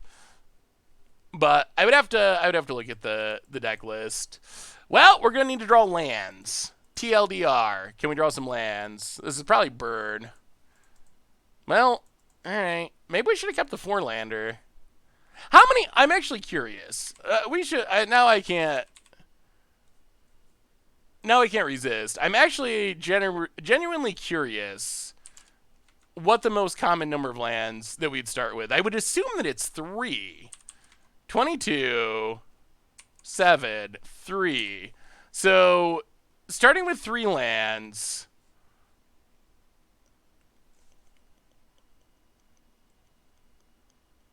29%, 2 lands, 30%, 4 lands. Yeah, see, that's... Huh. So these 4-land openers are pretty unlikely. The curve is basically weighted pretty heavily that with 22 lands, we should have 2 or 3 lands, 2.5 lands basically. 2 or 3 lands is by far the most common, and then 0 or 1 pretty uncommon, 4 or 5 pretty uncommon. So yeah, it's just, I mean, small sample sizes. That's Magic. Have you ever done a Penny Dreadful stream before? I've just learned about it today, and it's pretty interesting. I have not done a Penny Dreadful stream. I think the idea of the format's really cool. The stuff I mentioned this before. The thing I always get stuck on is there's just not. It's not a for me an easy format. Um, like there's no filter on Magic Online for legal and penny dreadful like there is modern or legacy or pauper or whatever. And then there's not just click on a button and join a tournament. So those, hey, what's up, Nick Demons? How are you? Land is a good draw. So those are the two things that have kept me from really exploring it more. Is just the ease of access hasn't been there for me at this point. But I really like the idea of it. And I know there are like community tournaments and stuff. And I've heard there's like I think you can filter things on Scryfall, but I assume there's like thousands of cards legal, so I'm not sure. I don't know. I don't know exactly how that would work. Pauper stream. There's been a couple people mentioning Pauper. Maybe we'll try Pauper again. It's been a while since we've tried Pauper. My experience with Pauper and streaming has mostly been that no one watches it. So I tend not to do it. What I found is with streaming, standard, especially around set release, modern, and then Pioneer and Historic are the formats. Ooh, some sort of infect deck. And then modern and Pioneer, standard and modern are the two big ones.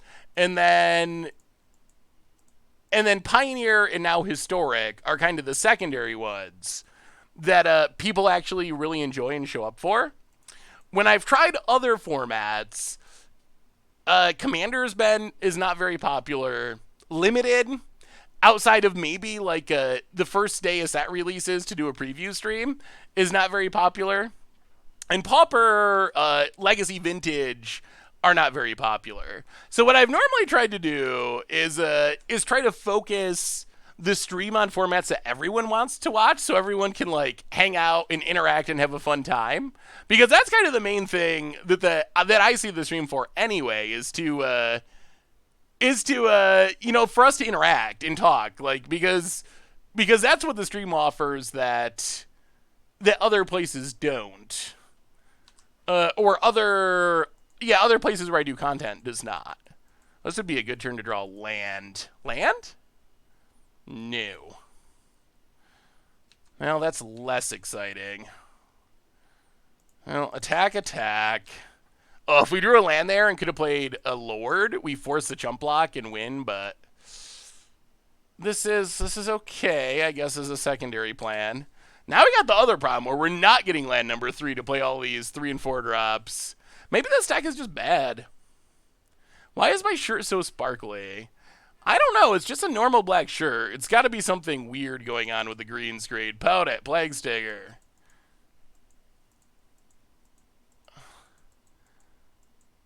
And okay. We got there through the infection. That wasn't bad. Yeah, last time we did Legacy, it didn't do bad as far as people actually watching. And I can mess around with the green screen and see if I can make it less sparkly. So last time we did Legacy, it wasn't that bad. We had a decent amount of people actually watched. So maybe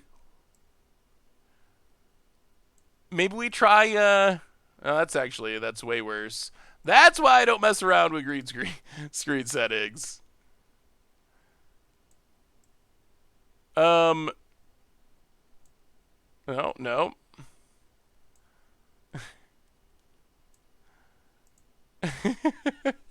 But maybe it's time to try some other formats again and see.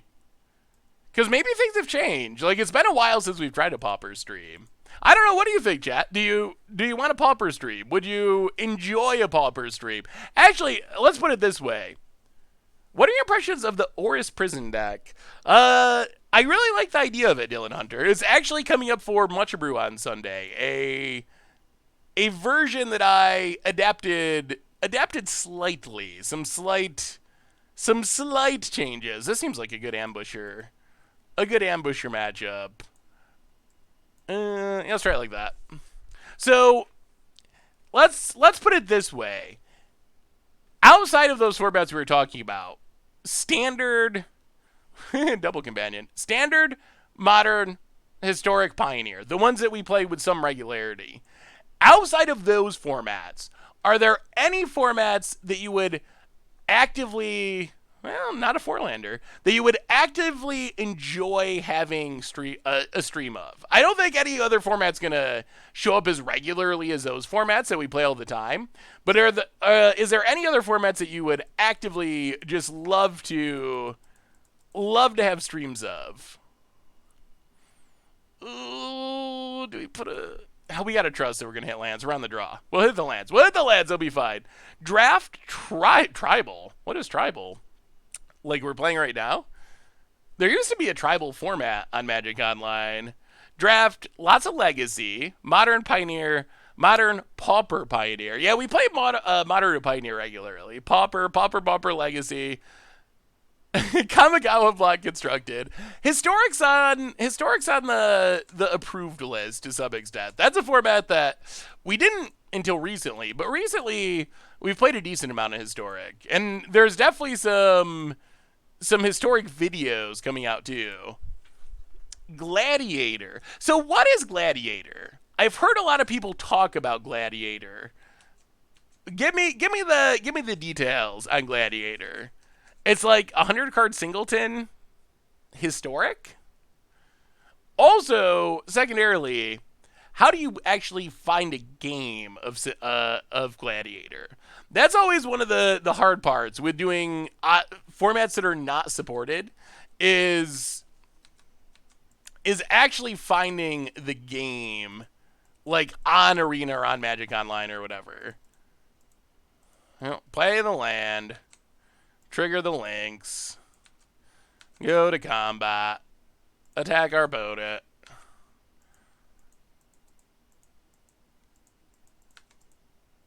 Well, I assume our opponent's leaving up protection, but I think we gotta try. Tribal Flames. You. Please die, Blighted Agent. Alright. Well, at least that's a Vines that's not being used as a pump spell. I know with Pauper, you just play... Well, no, Pauper is officially supported.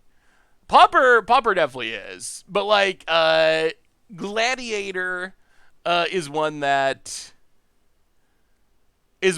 I'm not exactly sure. I guess you probably go to, like, a Discord where people play it and find, like, 1v1 challenges. Gladiator is a 100-card arena historic. Ben Wheeler advertised at a Discord for finding games any time of the day, I believe. They were doing tournaments. So has anyone actually played Gladiator? Like, is it a format that has been enjoyable for you? Hey, welcome, Ertzmatool. Good to have you. Welcome. Oh, Tiny Leaders. There was a time when Tiny Leaders was the next great format. It lasted for 6 months or so. Oh... I wonder, do you think Oathbreaker has went the way of Tiny Leaders? It kind of feels like it. I feel like Oathbreakers had very much the Tiny Leaders lifespan, where for like a minute it was a thing and people were hyped, but then that minute went away and that was that. Double Plague Stinger.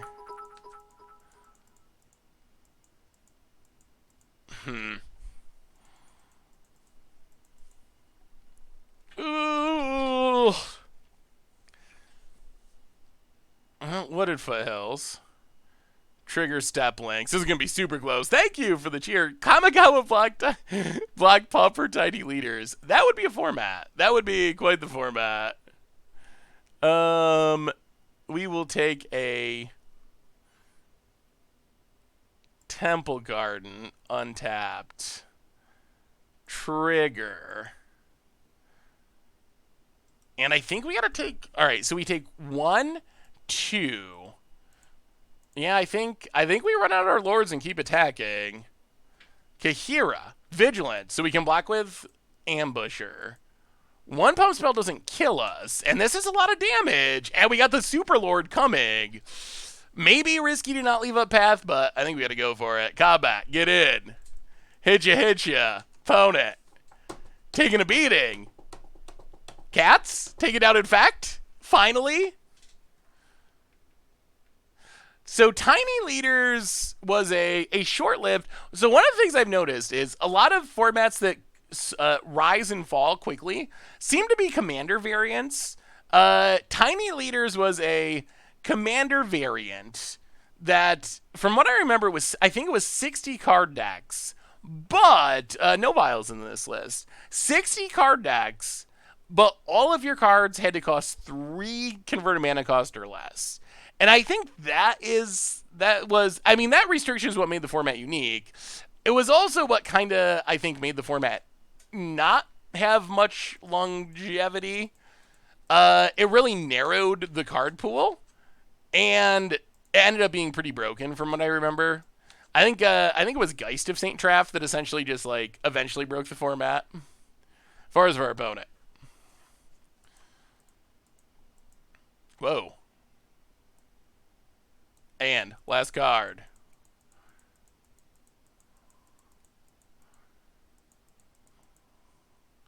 Luris. Okay. Opponent passes. Fetch land. Brimaz.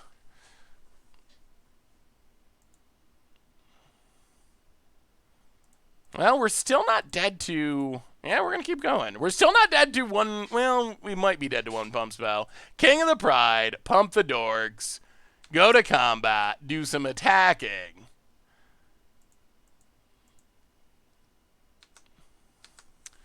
Oh, land for the path would have been great. I think Pioneer stole Oathbreaker's Thunder instead of the format being salved. Yeah, I think that's probably true. I don't know. Yeah, I wonder if Oathbreaker would have caught on in the long term. I still think... Oh, one of your friends has a Tiny Leaders Cube? That's cool. I still think that eventually... Planeswalkers are likely to be legal in Commander as commanders. So I still think that Oathbreaker, if and when that does happen, I think that Oathbreaker probably would have kind of lost its appeal anyway. Opponent blocks. Opponent blocks. All right, so opponents, I guess they are hoping that they have a 4 damage pump spell. And if they do, they beat us. They can hit us for exactly lethal with a 4 damage pump spell. All right, opponent. What is it? Do you have it? Do you draw it? Opponent attacks. We can't stop it. It's a Blighted Agent. Goes to combat. Gets in.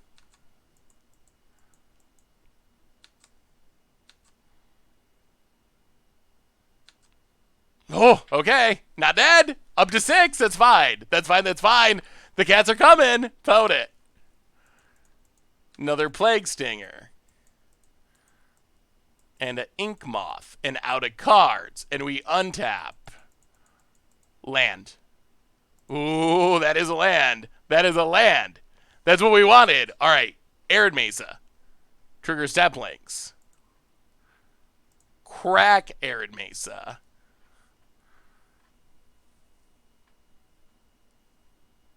Get a Plains. Trigger Steplinks. King of the Pride.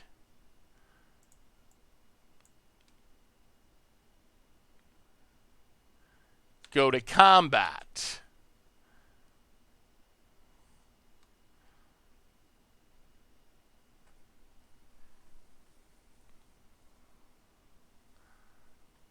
Oh, I think we had to leave Ambusher back.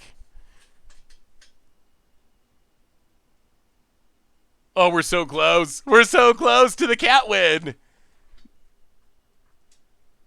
Did you read the Polygon article on the beginning of EDH? Ooh, I don't think I've seen that one, Dogamyth. You should link it to me. That sounds interesting. Yeah, that is a big one drop. The biggest links. Okay, Ink Moth. I don't know. Did I ever tell you about how when I was growing up, my mother would always tell us there was like a lynx that lived behind our house and it would eat us. I don't know. I don't think I ever told you that.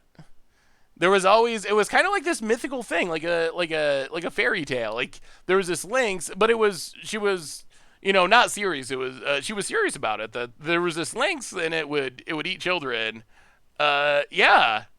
I realized later, now that I grew up, that she was probably just trying to keep us from like wandering too far away from the house by scaring us about with this lynx story. But and then occasionally she would like see in the distance like a large cat and be like, see that's the lakes, that's the lakes. And we were little kids, so what do we know? It was just like a animal in the distance. We'd like squint and be like, oh, okay, like yeah, I guess like maybe maybe that is a lakes. Maybe we are all gonna die.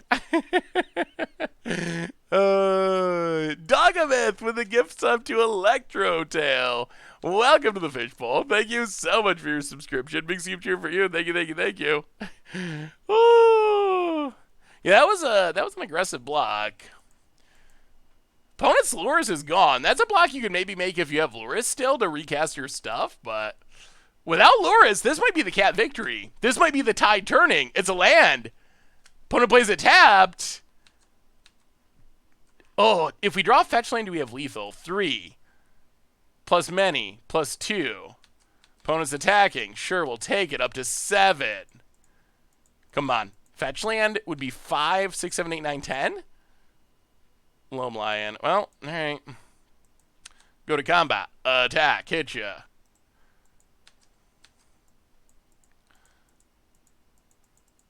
I think we got it. I think we got a cat victory. Down to 4. Run out Brimaz. Pass the turn, and we're gonna win these last 2 and feed the kids like a hungry lynx. Ooh, you used to have a bobcat that lived near my window. Ooh, that's cool. I mean, with our opponent not having any cards in hand, there's not really any reason to. They can't kill us by attacking. So if they draw a pump spell, they gotta cast it because they're gonna die. If they draw a protection spell, whatever, they can attack us. If they cast it, we can path the response. If our opponent had more than 1 card in hand, we would definitely path it. But because our opponent only has 0 cards in hand, we're safe to do it this way. That probably is. That probably psychologically, the lynx or whatever growing up. That probably is why I like dogs better than cats. Although then I got bit by a dog. when I was a kid, but I still like dogs. I don't know. Psychology is weird. What do the cats love to do in the morning? What do cats love to do in the morning, Ozstriker? Hey, what's up, David? How are you? We are catting to not a ton of success, but that's a win. You got here at the perfect time, David. That brings us to 1 and 2. That means we still have hope of feeding the kids with the cats. And we still have 100 ticks of treasure chest to open, which we're going to be doing after we finish catting. And hopefully opening some new commander cards. I have a Commander Clash recording coming up with the precon decks. So I need some fierce guardianship, whatever those cards are. They're actually kind of expensive-ish at the moment because they're so new. So treasure chest opening incoming. Ooh, all right, the burn hand. The burn hand, the tide might be turning in cat's favor. This is potentially 10 points of burn. We get a free cat. We got a Quasali Pride Mage. This hand could do it. Hey, what's up, Alder Violet Tex? How are you? Read the Muse paper?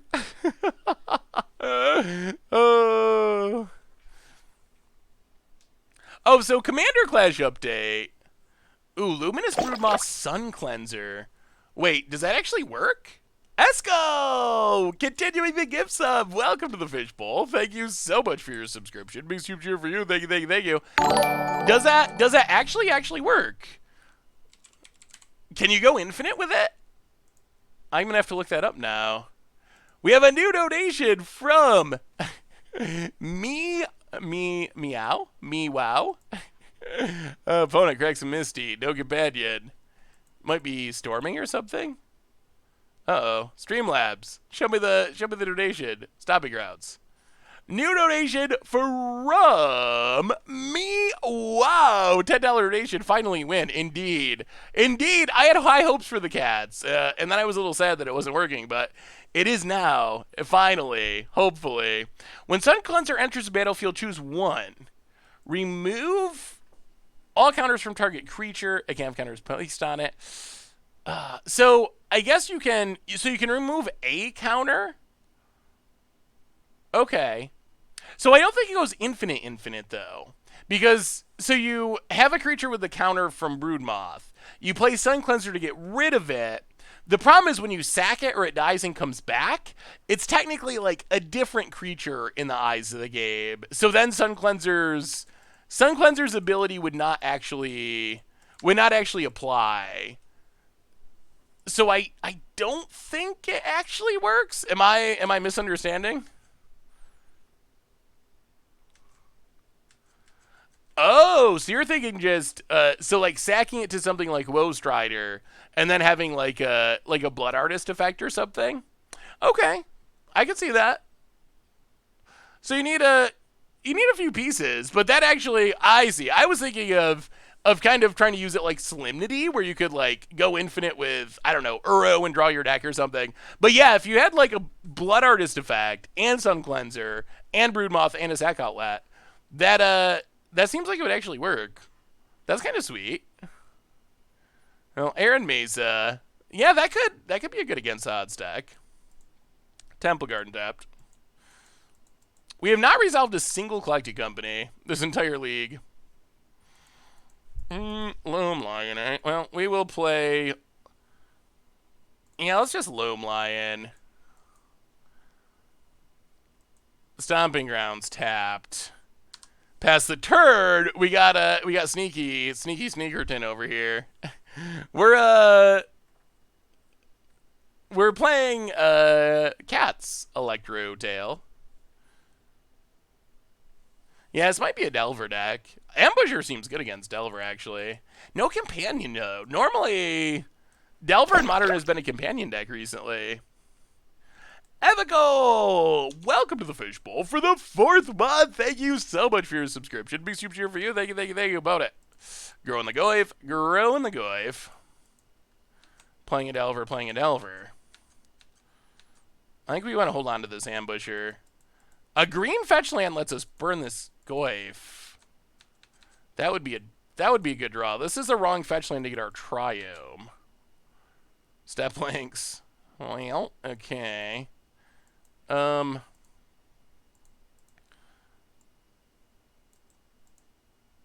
Arid Mesa. Crack Arid Mesa. We're behind the Delver train. The Cat's luck might be running out again. Step legs. I thought Cats were actually going to be good. At least reasonably good. And they have been close in a lot of the games we've lost this league. Hushbringer turns off Broodmoth. It does. Against odds, Ozolith and Dreadhorde Invasion. Ooh, that could be fun. A little slow, but that is a good way to get the counters. Oh no, they flip it with a bolt? That is the absolute last thing we want to see, because now they can kill our Ambusher. Oh, we're in really bad shape now. Serum Visions. Oh, that bolt is the Delver flip. See, that's how Delver works. Opponents always flip it. Not only flip it, but flip it with the bolt. It's getting worse as time goes by. Is green-white tribal cats any more viable? Possibly. Maybe. I mean, we have a lot of the same cards. So I'm not sure how big of a difference it would make. Like, we are playing basically green-white tribal cats with Tribal Flames as a removal spell. So I'm not sure. Like, you could drop. Yeah, there's the flipping of the bolt. Ugh. Oh, so brutal. Yeah, well, that's a good card to have on top. Opponent hits us. We're down to 7. Well, we will. Tribal Flames, a Delver. No lands, still no Cocos. We've done Helix Pinnacle before. Play Wild Nagaddle, pass the turn. Ugh. Ozolith is sweet with Simic Ascendancy and Hydra's Growth. I would love to be able to win with Simic Ascendancy. Teferi is the ruiner of everything fun. Simic Ascendancy is a card that I would love to be able to try on against odds again, and we still could, but my experience with it has been roughly 100% of the time you get like 10 counters on it, and then Teferi bounces it, and then you cry a little bit. Or your opponent waits till he gets 10 counters, and then Age of Treachery's it. There's a lot of, like, so many of the... They have another bolt. So many of the best decks in Standard just accidentally mess it up, which is really sad. Magmatic Sinkhole. Exiling in a way that their stuff doesn't die. Well, that's a blowout. That's a blowout. Hey, it's our fetch land. Unfortunately, it's a bit late to the party. Well, we will crack. We'll get the Triome. We'll kill the Goyf, but I'm not sure... I mean, we're so low on life. We needed that fetch land earlier. Get in, I guess. Perhaps. Pass the turn. Die to a bolt. Dark Linker. Welcome to the Fishbowl. Thank you so much for your subscription. Big soup cheer for you. Thank you, thank you, thank you.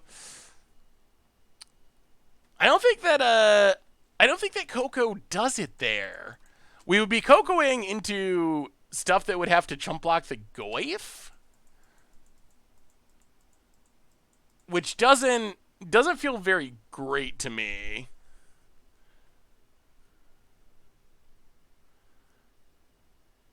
Thoughts on Blake saying Companion being changed on Monday? I mean, I've kind of been already running on that assumption based on the announcement. Opponent more Goyfs and a land, one card in hand. Well, spin it to win it, spin it to win it. These are going to have to be two very good cats.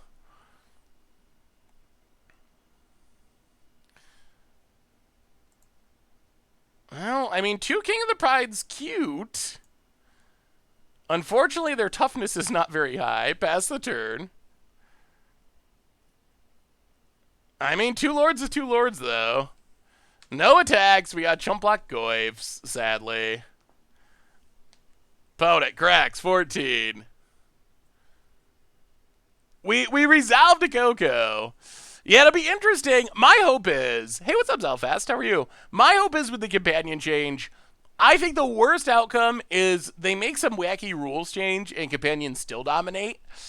I think that is the unmitigated disaster. Like, that is the absolute thing that cannot happen. So my main fear is that they just don't go far enough. That is my worry. So fingers crossed that they actually... No half measures. No half measures. That's what I've tried to say. Because I feel like if... Wow, another young Pizzy.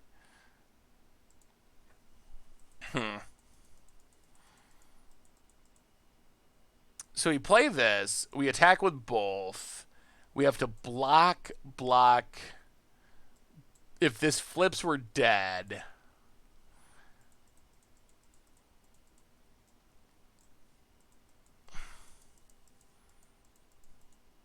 Well, alright. Collect a company.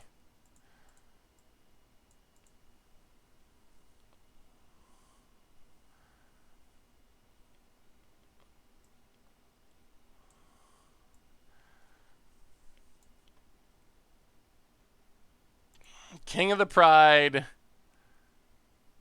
Pride Sovereign.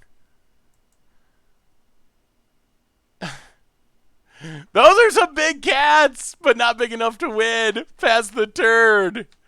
Oh, don't flip, Delver. Don't flip. Definitely don't flip with a bolt. No flip. No flip. No flip. No flip. Not twice in one game.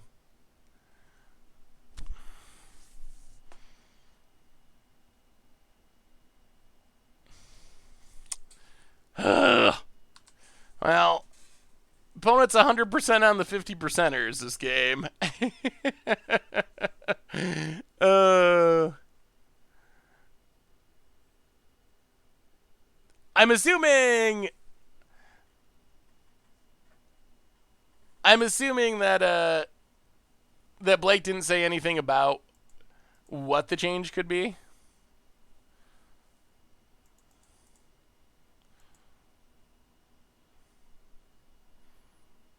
Yeah.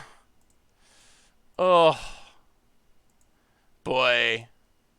Well, the difference in this game, I think, is simply that our opponent was 2 for 2 in Delver flips. Like, we have a huge board full of cats. That's cute. It's cool.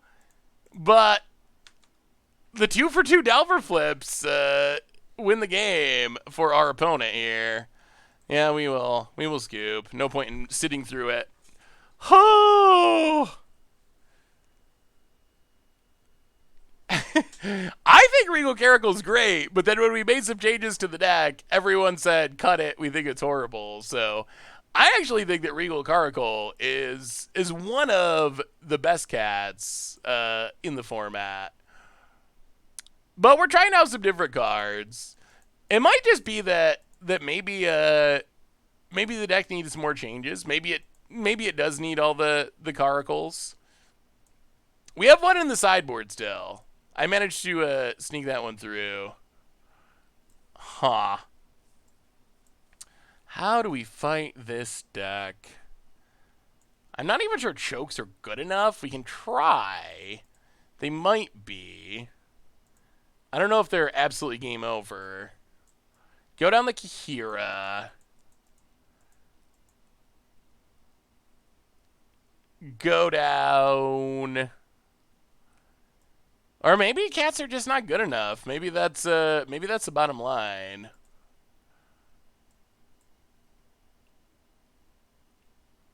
$27. Yeah, it's fine. All right, let's try chokes. The other problem with Caracal is it's 5 mana. So if we're gonna play Caracal, we need to play more lands. There's no way we can play Caracal with 22 lands.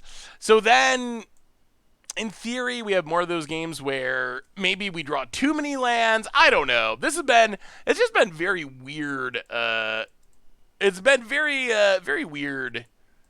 Weird all around, just the way everything has worked out. Well,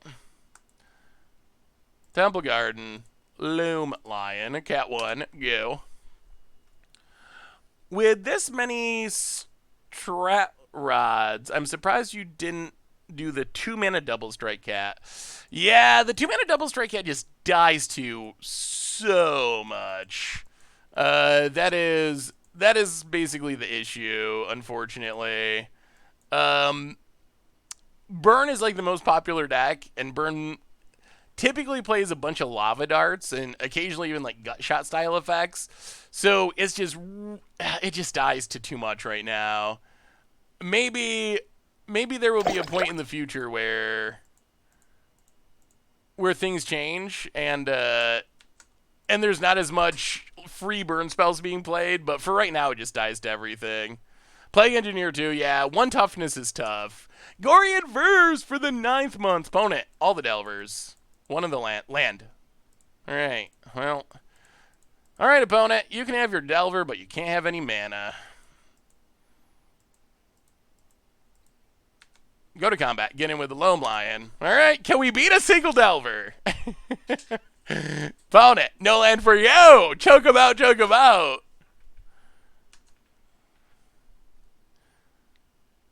Opponent gets the flip with the Serve Visions. And gets in, hits us. Sure. Well, there's our Caracal. Let's just... 1, 2... Yeah, let's Pride Sovereign. Go to combat. Get in, hit ya. We gotta be able to raise this Delver with our opponent not having any mana. We gotta. Opponent. Down to 12. Oh, opponent hits a land. They have hope. They have hope and dreams. Yeah, maybe the problem is we're not caracling. Maybe that's the issue, is we took out the caracles. Because caracle's just so good. It's so much mana. But my experience with caracle's been overwhelmingly positive. I'll play Kahira. Go to combat. Attack.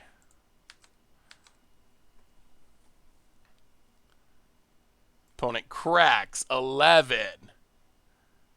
Come on, get an island. Show us an island. Stop big routes. Untap to 9. Oh boy. And kills Kahira. Okay. And blocks. Opponent's trying. They're fighting. They're fighting and clawing. Down to 7. Crash through for surprise trample. I mean, trample. I guess trample would probably be good in the deck. It would definitely be a surprise. Yeah, Tarfire is a tribal instant, so it is a way to grow your goif is the main reason people play it. Usually just a one of. What are cats good at as a tribe? Cats are aggressive. Regal Caracal provides a lot of life gain, but if you look at a cat deck, cats have very powerful 3-mana lords. They have a lord that's always in your hand, so they get 8 cards. They have some very strong 1-drops. Loam Lion is probably the worst of the bunch, but Steplink's often a 4/5. Nikado, a 3/3. So you get good 1-drops. You get really good 3-mana lords, including one that starts in your hand. And then you get Regal Caracal, which maybe we should be embracing more. And they're cute. As a bonus. Hey, thank you, Digging Mame, for the host. Definitely appreciate it. Yeah, Traverse is another reason. If Lone Lions isn't the worst, shouldn't we run fewer of them and more Steplinks? Well, okay, so Lone Lion is normal, I think, in a vacuum, the worst. But in this matchup, I think I would rather have a creature that can block. Like, Steplinks is really aggressive, but it's very bad on defense. Loam Lion is pretty aggressive. Ugh. Alright, that's not going to do it. Loam Lion is decently aggressive, but can actually play defense. So I think in this matchup, having access to the defense is worth it. Alright, here we go. Go Loam Lion. Opponent, Scalding Tarn. And Basses. Well, Temple Garden. Untap. Shock ourselves. Our mana is pretty painful. That's a drawback. Land go. Hey, what's up, Doug? How are you tonight? Yeah, Regal Caracal's really good. I'm wondering if that's what we should be changing. It's just going all in on Regal Caracals. It is 5 mana, but I remember in past cat stacks that I've played, it definitely feels like if you resolve Caracal, in a lot of matchups, you just win. Eldritch Evolution. Eldritch Evolution, we don't have great sack targets, is the only thing. It would be... I mean, getting Caracal would be nice. Could also go for, like, Court of Calling or something. That could be worth considering. Well, I think we're going to have to kill this Young Pyromancer. Keep shocking ourselves. Take down Young Pizzy. Hopefully. No force negations. Please. Not really. There's not an easy way to cheat it out. I mean, if things change with Companion and they're less good, you could play a cat deck that plays Mana Dorks. It's so hard to give up a free Lord, but if things do change, then that might be worth considering. You could play more mid-rangey cats. Wow, they actually do have Force of Negation. pitching of one mind. Well, that's not great for us by any stretch. I think we actually have to stay on defense now because of that. Pass the turn. Why is Tribal Flames better than Lightning Bolt? Mostly because it's 5 damage rather than 3. So the extra damage is the upside. Maybe it's not worth it. Yeah, that's kind of cute. Human, non-human, of one mind. Oh my goodness. Yikes. Yeah, I guess our opponent's the go wide deck at the moment. And the Serum Vision and a million tokens. Uh-oh. Yeah, this is we need that young Pyromancer to die. That Force Negation really getting us. Most of the times, Tribal Flame is 3 anyway. I mean, it's 3 until we draw another fetch land. In that case, we just wanted to kill young Pyromancer. I think by the time we, well, alright. What do we do about this horde of tokens? I don't know if there's much we can do. Opponent, 2 cards on top. That makes things worse. Well, get in with Loam Lion. Ugh. So, like, if we draw a fetch land, 5 damage to the faces is pretty sweet. Yeah, 2 young Pyromancers in a deck that's full of spells gets out of control really quickly. Sacrificing a land is a really big drawback. that is Scythe Tiger's problem. I believe, if I'm thinking of the same card, you gotta. It's like a 3/2 Shroud. Yeah, when it comes into play, you gotta sack a land. That is just a. Yeah, 3/2 Shroud is not. I mean, that's decent stats, but sacking a land is a really big deal. Ton of passes.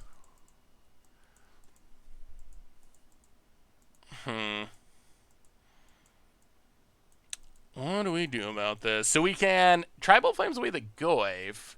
Opponent's got 1 card in hand. We can also just King of the Pride. We can Quasali Pride Mate.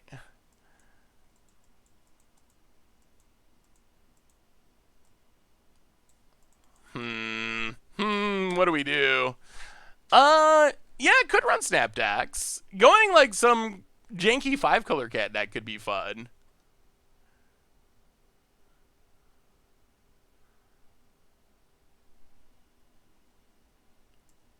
Yeah, I like old border cards too. Well, we can only King's 3 mana. Could also try Ether Vial over Collected Company. Playing them together is tough because your Collected Company is with too much.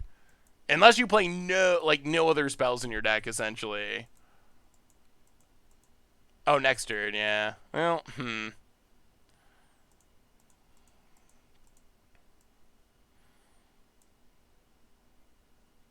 Oh, are we even going to attack? If we attack... Alright, Windswept Teeth. Crack it. I think we got to try to kill the Goyf. Hopefully our opponent doesn't have a counter. Get the Triome. Well, this, if it works... This is an example of the Tribal Flames upside.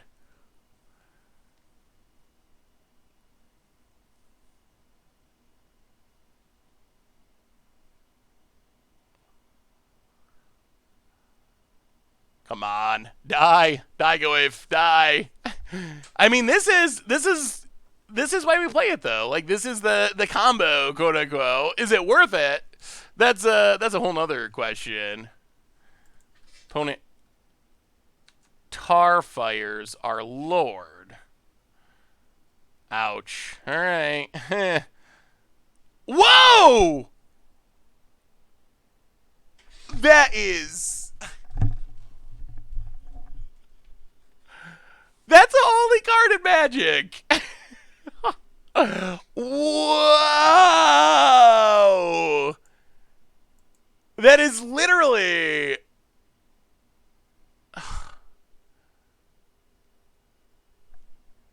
Well, yeah, because a Goyf, it needed two.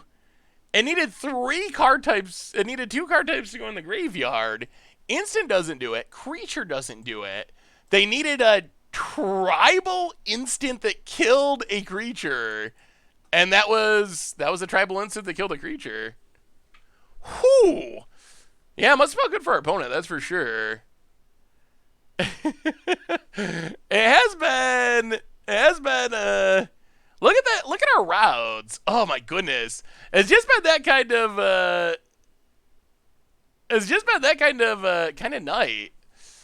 Everything, all the Delver flips are coming up in our opponent's favor. It's just been one of those kind of leagues. Not that Cats is breaking Modern or anything, but I do think, and also these draws, even though we mathed it out, and these draws are not mathematically the 4-land 3 spell draw should be 15%, but it's like 75%. It's just been weird, all around weird night for Cats.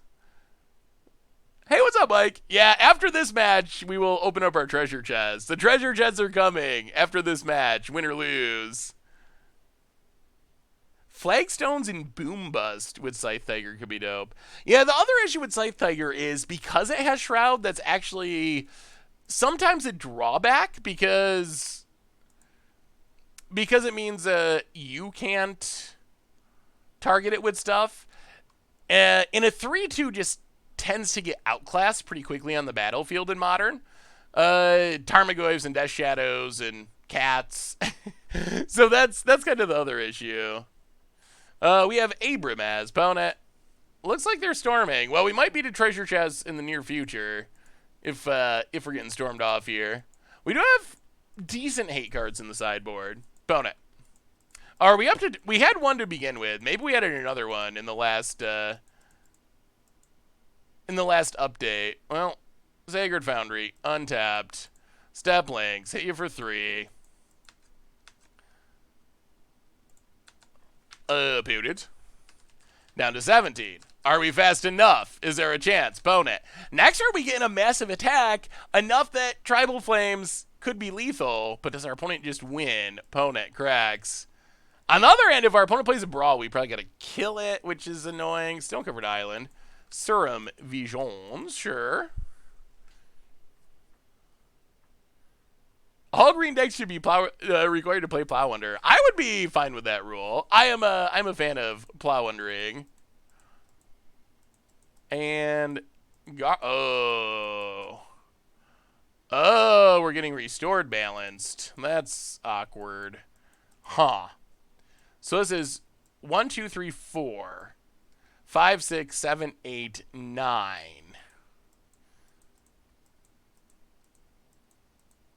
Well, Wooded Foothills, Step Links, crack Wooded Foothills, get a Stomping Grounds, untapped, Step Links, Kahira,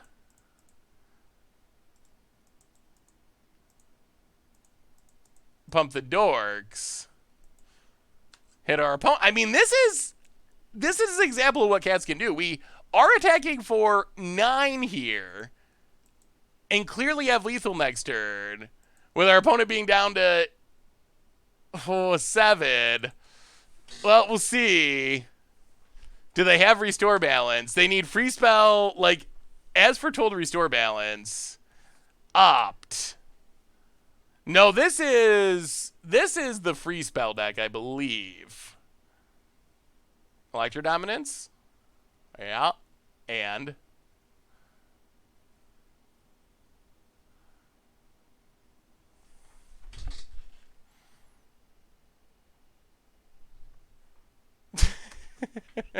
sacrifice all your lands. Okay. Sacrifice all your creatures. Also okay.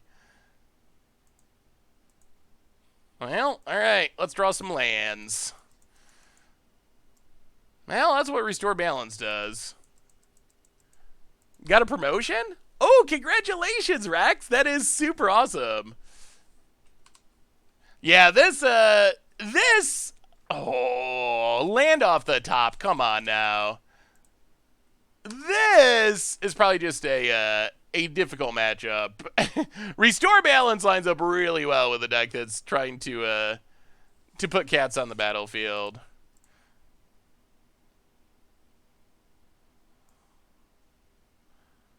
Why discard the land? I think 2 Tribal Flames is our best way to win.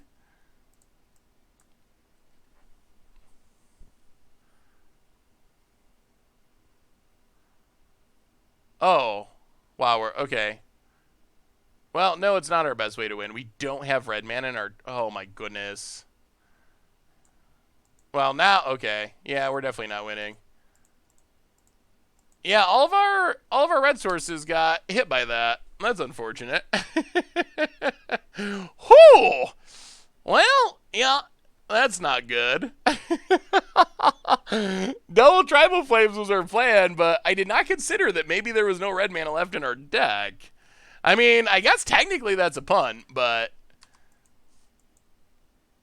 normally you don't expect all your red mana to be Wrath. Let's check one more time. One more chime, and then scoop. Plains, yeah. All right. Yeah, I don't think we actually have an answer to this.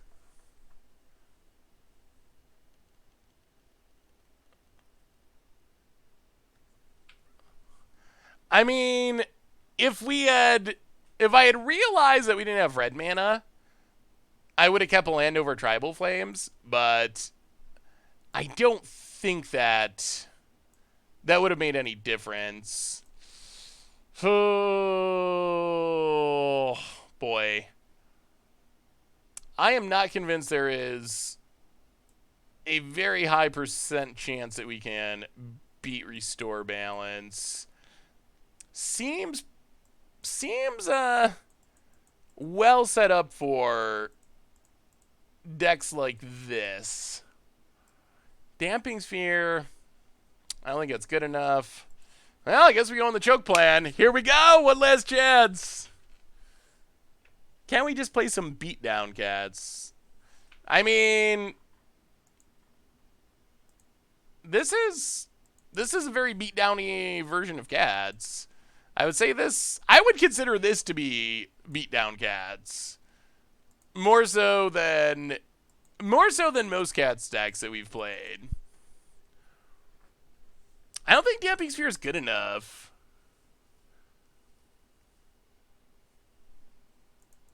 Damping Sphere, it's good if they're on Electro Dominance, but I think that As Foretold is their main plan. Yeah, rhinos are an issue. Well, at least we got treasure chests to open. See, I told you the cats, they just aren't very good in Magic or in real life, especially in real life. Dogs, on the other hand, I'm gonna have to petition Wizards to start making dog tribal a thing. I don't know why do cats get the benefit? I don't get it. Why in the Magic world do we get tons of cats? We don't only get cats, but we get cats that are like secret layers. We get a bunch, seemingly every set now. There's at least some cats in it. But dogs get nothing. Nothing at all. Actually, wow, they must have us absolutely wrecked if that is their line. Yeah, that is discouraging. If our opponent's Simian Spirit Guiding to Lightning Bolt, whoa boy. Opponent. Passing.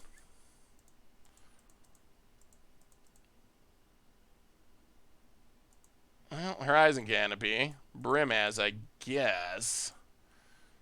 Here we go, opponent. Don't Restore Balance us. Opponent cracks. Steam Vents untapped down to 13. Ops. Secret Lair Rare Pups. I mean, even the dogs that do exist in Magic are pretty bad. And there's no real dog tribe. There's not a dog lord or a hound lord or anything. I feel like Wizards has really given dogs the short end of the bone or whatever. Like they just don't get the support. It's not fair. It's not fair. This aggression will not stand, man. But it definitely is odd. Maybe it's coming. Maybe they started with cats and then are going to add some more hounds. But I would like more. I would like more dogs. Like if cats could get support, it seems like dogs should be able to get support too. Are we gonna get restore balanced at instant speed? Attack, Brimaz, trigger.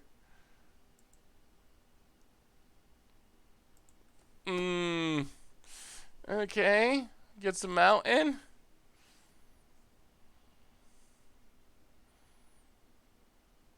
Electro dominance. Crashing footfalls. Okay, well, it's not restore balance, I guess. That's something. Blocks. Blocks.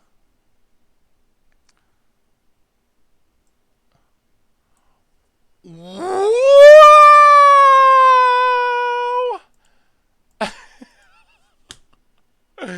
Oh my goodness. Oh my goodness. What is Tomer's deal with the Heated Archive rat? Is it charm? Opponent's looting. Yeah, that's more or less the story of our league tonight, is just that kind of stuff happening basically every round. Opponents just always having exactly the cards they need at exactly the right time, again and again and again and again. Windswept Teeth. Well, Windswept Teeth. Yeah, this doesn't do it. This doesn't do it at all. Oh! Brutal.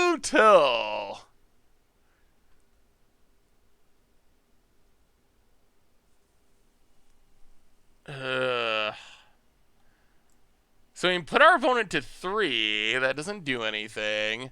Pride Sovereign, we die. We can get our Triome, Tribal Flames, Chump Block. I mean, I guess that's a line that technically could keep us alive. Oh, wow, that last turn was nightmarish. Nightmarish. Yeah, I'm regretting going with the take out Caracal line that people had went with. I feel like next time I play cats, and I will play cats again because I think they have potential to be a good tribe. I think next time I play cats, I will build around 4 Caracals, or at least 3 Caracals, rather than cutting it. I think the Caracal is probably the best cat. Opponent, perfect card like usual. Woo! So what do we learn about cats? And I will say, obviously, not super thrilled with how the record went. I do think that we had some really bad, like, just negative variants. Like, not like, oh my god, we mulled 1 every game or something, but all the little things, if our opponent could have a card that would be good, they did. If we could have, like, a land off the top at an inopportune time, we did. So even though the record wasn't good, I do think that the deck is better than that suggested, because I feel like just the variance was against us in that small sample size. I do think that that the cutting Regal Caracal idea is probably wrong. I think Regal Caracal is like the best cat. So I'm not sure. Maybe it's a matter of, I don't know, maybe going more mid-range would be a better possibility instead of trying to be aggressive. Maybe instead of trying to kill the opponent quickly, maybe you get rid of, like, Tribal Flames and Step Lynxes, play more of a mid-range plan. There are some other good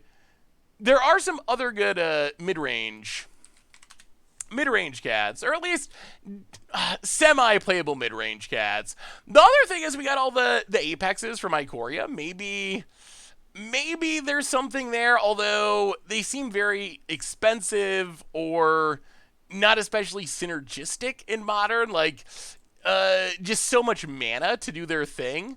So I don't know. I expect we will maybe do some catting at some point in the future, but that was a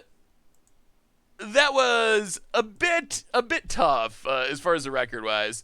The deck needs disruption.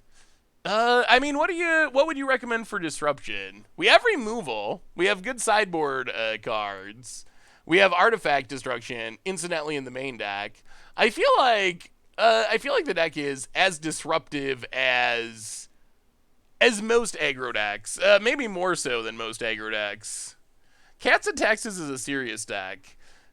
I mean, Cats and Taxes is fun. Although I don't really know if I consider it. I don't know how much of a cat deck I consider it. It seems like I don't know. I enjoyed playing Cats and Taxes and thought it was cool, but I also thought I don't know. I'm not sure that Cats and Taxes is better than just playing Death and Taxes. Like, the mixture is a little bit weird, and I'm not sure how I like that part of it. But anyway, cats aside, we got a bunch of treasure chests to open. That was the other thing we were doing tonight. So, we have 100 ticks worth of treasure chests. They just added C20. To the treasure chest. So before we wrap up for tonight, let's crack treasure chests. Hope that we can at least get our value back. So what are we starting on play point wise? We should check that real quick. Play points 1861 after the spew. The cat spew. All right, so let's open up our treasure chest, see if we get some value. Here we go. Chest number 1 of 43. Complete set would be good. All right, 10 play points, midnight clock. Not an exciting chest. Some of the commander cards are pretty valuable. Mayor of Avabruck, 20 play points. Okay. I mean, 20 play points is something. Pouncing Shore Shark, 10 play points. Captain's Hook. Well, so far, no value. No value. Ooh, Life from the Loam. Does Life from the Loam have value? Modern Masters, Life from the Loam, coming in at $2.13. Demonic Illusion, do you play this in Commander? I feel like Demonic Illusion should be played more in Commander, or I should play it more in Commander. Well, let's add Life from the Loam to the good pile. I think if it's worth like over $1, maybe close to $1, we will add it to the. We will add it to the good pile. One of your 24. Oh, we're in Pioneer. Oh. Why are we in Pioneer? All right, there we go. Just give us our Life from the Loam so we can open chests. All right, there. We made it. We got it. All right, boom. 39 to go. We get. Ooh, Peacekeeper by Avatar. Why is that in a treasure chest? Is it worth something? Peacekeeper. 20 cents. Huh. I do not know why that's in the special slot. That's like definitely not what we were hoping to open. Hedron Field Purist. I think we played this in Against Odds deck once. Level up is a kind of interesting mechanic to me. I wouldn't mind seeing like fixed level up maybe or something in the future. Lava Brink Floodgates. Oh, commander card number 1. Is it a valuable one though? Maybe? Well, probably not. This seems like one of the worst of the commander cards, but Lava Brink Floodgates is also Tar Fiend. A tick. It goes in the good pile. Card number 2. Okay. Well, so far we've opened 3 ticks of cards and like 7 chests. We're gonna have to pick up the pace for this to be worth it. Grave Pack, Lord of the Undead. Cards that would be expensive in paper, but not on Magic Online. Full set would be great. I would not mind a full set. Lava Brink Venturer and Classification Kitty Avatar. Some play points. Well, alright. Next we get Loxodon Punisher. Even equipment decks don't tend to play the Punisher. And Phyrexian Tyranny. What are these? Why are these cards? Why are these worthless cards added to treasure chests? That's very strange. Normally it's only modern cards, and we keep opening these like worthless old cards that I have no idea why they're in treasure chests at the moment. Bazaar Baghdad, maybe? Bazaar Baghdad comes in at 16 cents. Not even good enough for a good list. Come on, we need a complete set or something. We're off to a rough start. Eladrami's Call. Ugh. Value? Value? Maybe? 46 cents. Okay. It's right around the corner. The good cards are right around the corner. Tunnelingus. Whenever we've been talking about ramp hate, something like Tunnelingus, but better, actually seems like it could work. Tanos for the 28th month in Flame Lord. Welcome to the Fishbowl. Thank you for your subscription. Be super for you. Thank you, thank you, thank you. Tires replacing a haircut. Ooh, life is good.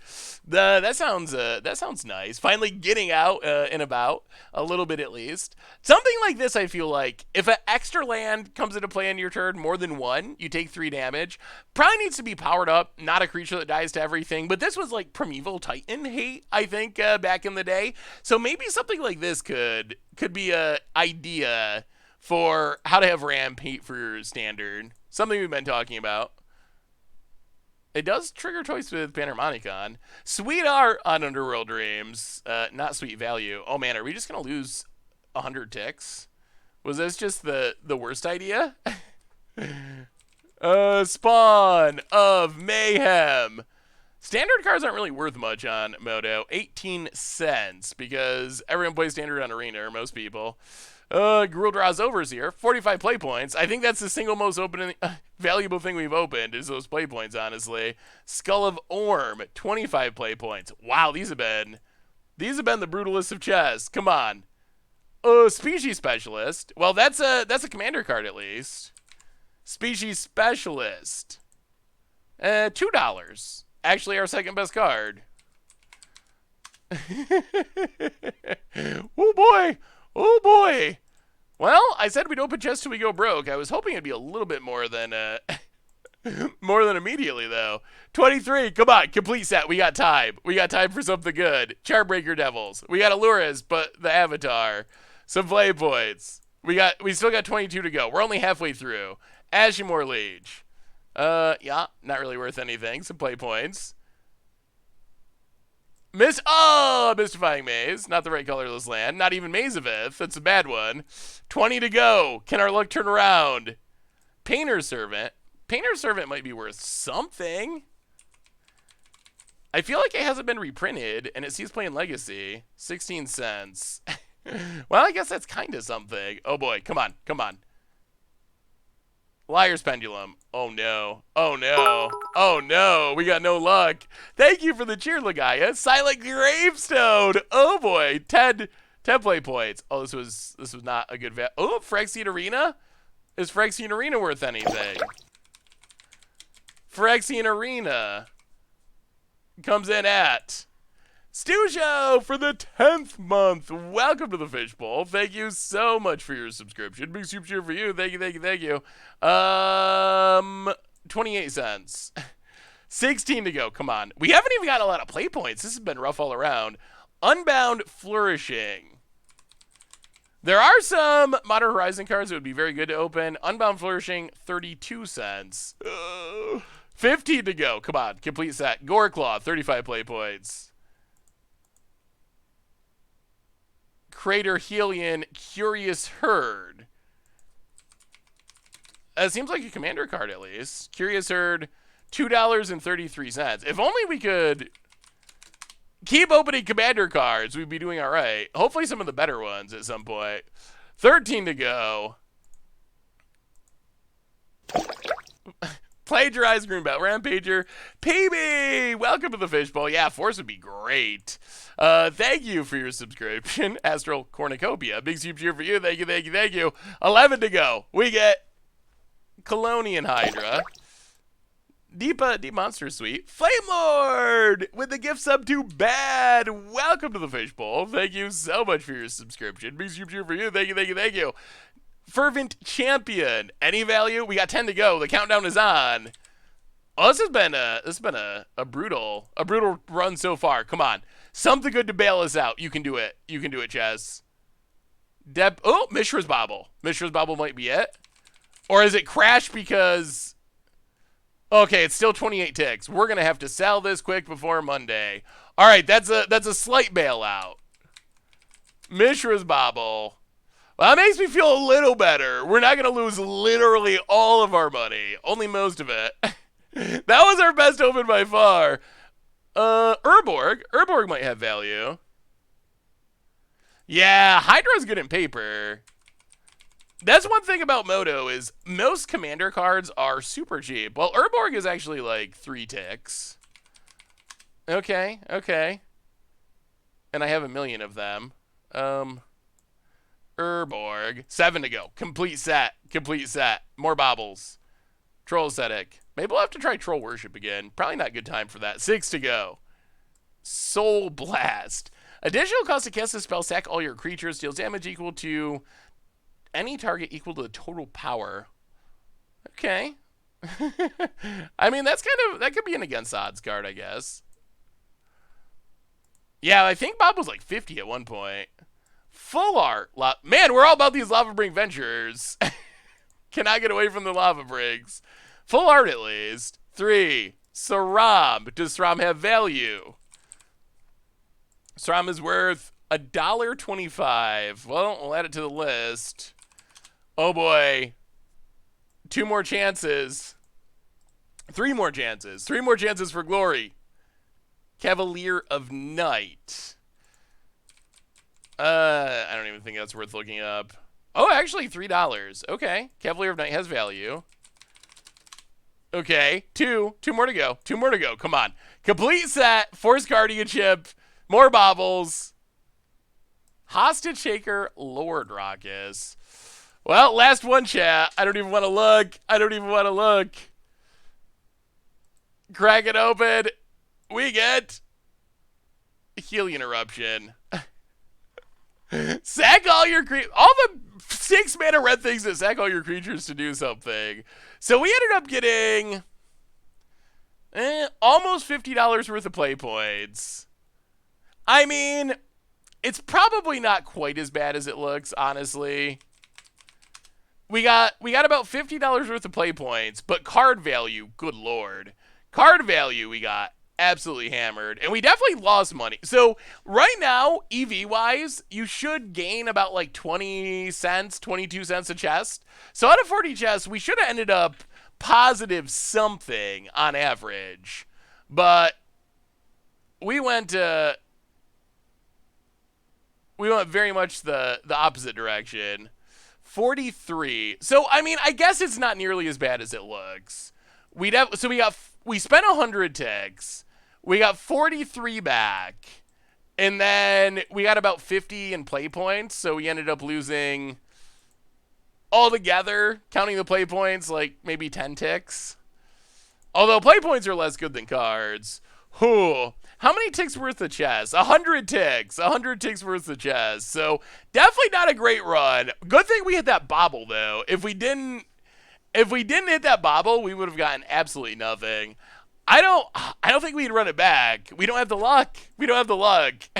I think we're officially broke. We had no luck in our league. We had no luck with our chess. I don't know if I want to do it again. Oh, that sounds like the absolute worst advice. I don't think Deputy Detention is worth anything. Is it actually worth something? Okay, Deputy Detention is worth like a tick. Ooh. Double or nothing. No Momir tonight.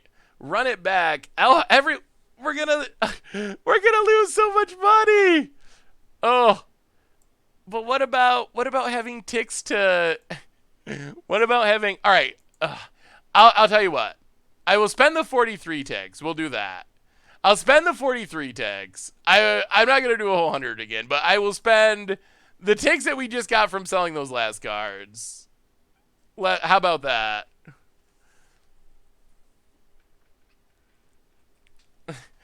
How about that? That's fair. That's fair.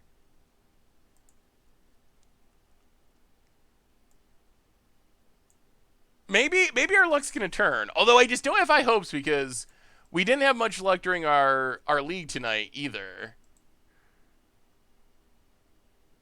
All right. 42. All right, 18 chests, 42 ticks. Luck's got to change. That's how people lose their homes and their cars at the casino. The gambler's fallacy. That is, I think that's exactly it. 18. Is it turd? Is our luck turd? Jen Gataxius Core Augur.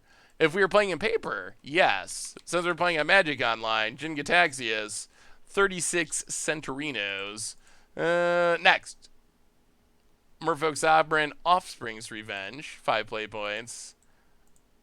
Next, we get Temple of Silence, Easy Prey. We're good at getting these Easy Prey avatars. 25 play points, that's helpful. Come on, we need something good. We need something good, Magic Gods. Haunted Phantasm, the jankiest of the jank. 14 play points. We get Archangel of Ties was good at 1 point. Oh, Tanos with the $100 donation. Oh, Tanos losing money. Oh no. Oh, Tanos, I forgot. Do you remember the quest for? Oh, Tanos, thank you for the donation. Do you remember? Do you remember the quest for Nexus of Fate when it was like $100? Crystalline Resonance. And we opened, I don't even remember. Mostly, at least in large part, thanks to Tanos' donations, we opened...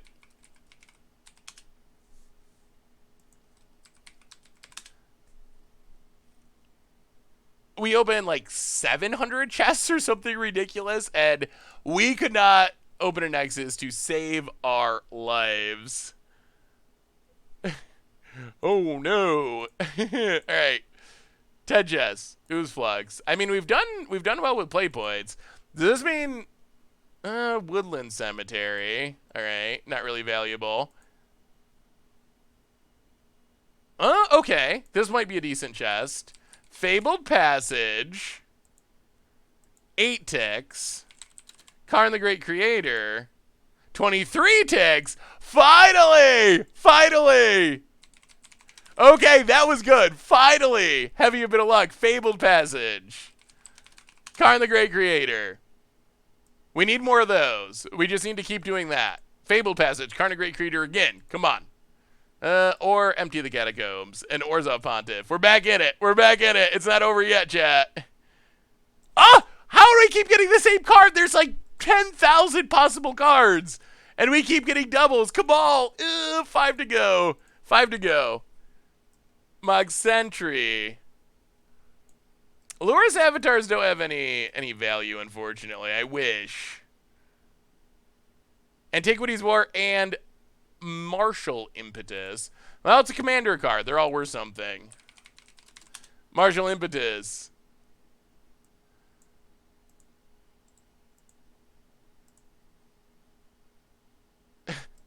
Blazing Shoal for a brief moment at the top of Modern. Gargos. Sunrise Sovereign, 35 play points. Last but not least, Wake Root Elemental. All right, one more, chat. One more run. Tano's donated. We opened some stuff. We gotta go one more in Tanos's honor. And then that'll probably wrap up our treasure chest opening. I mean, Tanos donated. Thanos donated, so we got to keep it going. We got to keep it going. Give us those chests. Give us those chests. All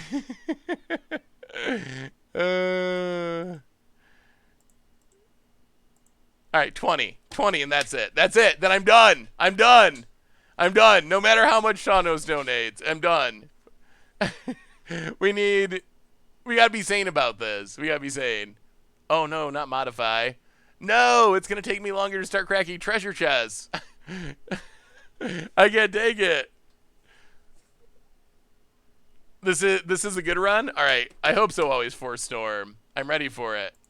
Come on, GoBots, give us these chests! Give us these chests!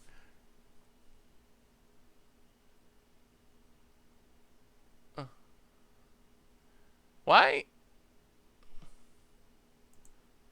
Why am I not cracking treasure chests by now?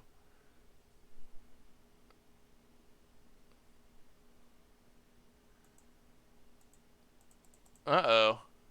Uh-oh. Am I getting cut off? GoBots, are you cutting me off?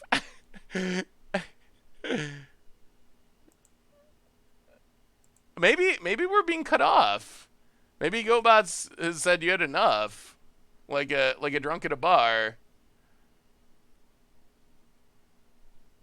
I guess being bugged is more likely. Moto crashed? That could also be. We just need a few more treasure chests. That's it. That's it. 10, 20. All right. Final 20 chests. Here we go. Here we go. Give them to us, GoBots. Take our money. Give us our chests. 20 chests. No brakes. No brakes on this train. Oh, all right. Keep it going. We get chest 1. Authority of the console's extra pay. All right. All right. All right. More donations. Pariah Shield. Ooh, Sulfur Falls. Sulfur Falls. Oh, Thanos. I wasn't trying to get you to donate more. Thanos with another donation. Smacks a bot so you can fit so many chests in this thing. Oh, Thanos. Well, I guess it's not open. Yeah, and Dogamith with 1,500 bits. Chest for the chest lord. Oh man, you really are gonna run me out of ticks. Well, maybe we'll get something good. Foreboding Ruins. Oh, we forgot to look up Sulfur Falls. The Sulfur Falls have value. Well, I guess it's still going. Thanos, thank you, seriously. Oh, you're turning me into a degenerate gambler. Roaring Slagworm was really good in oh, maybe I was thinking of the other one. Mold Slug or something. Crystalline Resonance. That's a card we want to add to our binder. Yeah, add it in. 15 to go. Give us something good. Give us a complete set. Castle Ardenvale, Oversoul of Dusk. I like Oversoul of Dusk. It's not really worth anything, though. We have not had a ton of high-value stuff. Thank you, Rada. Scrying Sheets. Doesn't see play anywhere. Does it have any value? Scrying Sheets, worth 6 cents. Nope. No value at all. Priest of the Forgotten Gods. I lose that card all the time in Standard. Next, we get... ooh. All right. Cryptic Trilobite, Commander card, and Breeding Pool. Well, those are both good ones. Yeah, a lot of these cards are worth a lot in paper. But not so much on Magic Online, which... I mean, is a good thing overall. It makes them cheaper for people to get. So, being cheaper is not more Dragon Skull Summits. We're going to have all the check lands we could ever want. Counter Bore. Okay. Not really worth anything. Loyal's Entry. Next. I feel... Ooh! That's a sweet card. I don't know if it's worth anything, but that's a sweet one. Narset of the Ancient Way promo.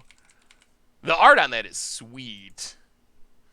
It's worth like 6 tags. I don't think I'm selling this one. I think I'm keeping this one. I like keeping the unique art cards that I like. That's a good looking Magic card. Yeah, that's a keeper. Crucible. I like the promos. I want to be able to play with the promos. Man, so many check lands. Glacial Fortress. They're not worth anything anymore, though. Oh, Panharmonicon. Well, I can't complain about Panharmonicon. Not worth anything, but I'll take them all. Cabal Therapist. I remember when this was the first Modern Horizon card spoiled, and I was really hyped for it, and I don't think I've ever seen anyone play it. Yeah, Ikoria comic book style are great. Simic Ascendancy, we were just talking about that. And the Fox, the Flying Fox. Soul Blast. Yes, yes, another one. Another. Oh, that's a reprint. So many 6-mana red things that make you sack your board. We've got them all. Ooh, Shark Typhoon. Does Shark Typhoon have value? Shark Typhoon. Not really. Under attack. All right, last go. Last go. Again, thanks to Thanos, of course. Well, one more run. Maybe we'll have to add Soul Blast to the next against odds poll. It seems relatively worthy as an against odds card. All right. Boom. Boom. It's a big one. 10, 20, 30, 40. For better or worse, here we go. Here we go. Well, these are these are from Tanos' donations. These are not the first batch that we opened were my ticks, and we ran really poorly. But this is the continuation has been thanks to Tanos' generous donations. So here we go. 40. Colonian Twin Grove. Not very good. And plus the play points let us join events. Attic our ways. Someday the Painlands will arise. Against odds, how many chests can you open in a single stream? Ooh, Verge Rangers. That's got to be worth something. That seems like one of the better C20 cards. Ooh, more than $4. Okay. And Sarah Ascendant, 10 cents. Well, Verge Ranger. That's a winner. That's a winner. Add it to the winner pile. That might actually be the second most valuable card we've opened, which is a little sad. Pyromancer's Swath. Very briefly, a Storm staple. Very, very briefly. Next, we get Metamorph. Strongkirk Noble was really good in Standard in its day. The mono red deck of its time. Played the somewhat unblockable. Metamorph, not $1. 35 to go. We get Ire Shaman, Painful Truce. A nice cons block treasure chest. A top result is Nautical Cove wooden treasure chest keepsake box. Alexa, stop. Alexa, stop. Alexa is ordering me a chest. Hey, see ya, James. We will be back next week. Thanks for hanging out. According to blogspot.com. Alexa, stop. Good God. I don't want to buy a chest. Ooh, Triome. Zangoth Triome. Comes in at less than $1. All right, 30 chests. 30 chests to go to hit a full set. We get... Oh, we were talking about Yadaro earlier. The avatar of Yadaro. 29. Oh, Tawnos, Zach. Always Tawnos. Battlefield Forge. Yeah, Alexa, you're ruining my gambling luck. Alexa, fix my gambling luck. Alexa, why are my treasure chests so bad? Sorry, I'm not sure about that. Ooh, Ethereal Forger is 5 ticks. Alexa, how much is 5 ticks? Sorry, I didn't get that. 5 minus what? Oh, never mind, Alexa. Alexa knows nothing about Magic Online's economy, I realized. Sorry, I don't know that one. Alexa, what is Magic Online? Magic. The Gathering Online is a video game adaptation of Magic. The Gathering, utilizing the concept of a virtual economy to preserve the collectible aspect of the card game. It is played through an internet service operated by Wizards of the Coast, which went live on June 24th, 2002. Alexa, stop. Alexa, stop. Well, Alexa does know what Magic Online is. Demonic Tutor, that's a good one. That's a good one. I'm making your Alexa going off? Sorry, everyone. Is yeah, that's a sweet demonic tutor. So as far as the A word that I won't say, so it won't mess everyone up. Amazon's like spying on us, right? Is that the TLDR of those? I've never actually bothered to look into it. Is Amazon listening to our stream? uh, yeah, phone, yeah, that makes sense. Ooh, flawless maneuver. That might be a good one. That's not quite okay. Seven. This has definitely been our better run. It's improved. Flawless maneuver. 23 to go. These have been our best opens. Decoy Gambit. Ooh, and a Quaddle. Quaddle's worth something. Ice Fang Quaddle. 18! Alright. We're doing it. Ice Fang Quaddle. Get in there. Our luck is finally turned. It took a lot of leagues and a lot of chess. Knowledge exploit. See, the secret of gambling is to gambling more. Yeah, you just gamble until you win. I would like a full set too. That would be wonderful. 20 more chests to find the full set. Not this time. Molten Disaster, which is a disaster of a chest. Sun Cleanser. Hey, we can build a combo deck. If I get the full set, you claim dibs. All right, Zach. I will hook you up with some cards if we get a full set. Chaos Zip and Agent of Fades. Uh-oh. Our luck is turned. The gamble until you win strategy. Gideon's Intervention. A Pioneer stable for a minute. Not anymore, really. Suzuko, Color of Autumn. Gotta play some snakes in Commander at some point. The Kamigawa snakes are cool. I like the Kamigawa snakes. Priest of the Bloodright. Magic Origins was a cool set. If M21 is anywhere near Magic Origins, I will be happy. Ooh, Telarity Academy, I see it and I get excited because it's so iconic and expensive, but it's actually like 60 cents on Moto. Since it's banned in Commander, not played anyplace else. Sisei, one of the cheap Modern Horizons cards. Another Lutri avatar. Magus of the Library. I still wonder why Magus never sees play. I guess it's not that great of a mana dork. Enshrined Memories. Like a really bad Genesis wave, kind of. Really bad. Doesn't even put him on the battlefield. Yeah, that's a really bad. Well, 10 to go. 10 to go. Give us this complete set. Give us a... Ooh, Luris. Actually, Luris isn't worth anything, I don't think. $2. Probably because it's banned in all the formats where it was seeing a ton of play. Well, it still sees a ton of play in Modern Pioneer, but it was banned in some formats. 9. Come on. Give us that complete set. Blood Chief's Ascension. Someday we'll have to play Blood Chief's Ascension combo. Blood Chief's Ascension Mind Crank. That could be a fun combo deck to play. Ooh, Manascape Reflector. That seems like one of the good ones. Manascape Refractor. 3 ticks. I don't think Forbidden Orchard is worth anything. It is not $1. Well, Refractor. Add it to the pile. Next, we get Torgar. Ooh, 85 play points, though. Our play point pile is increasing. We're up over 3,200. That is going to keep us playing leagues for a bunch of streams, which is good. Play points do have value. Hey, Kahira. Well, that's on flavor for our cat stream. 4 to go. Can we hit a complete set? Come on. Complete set. Magma Quake. That's not a complete set.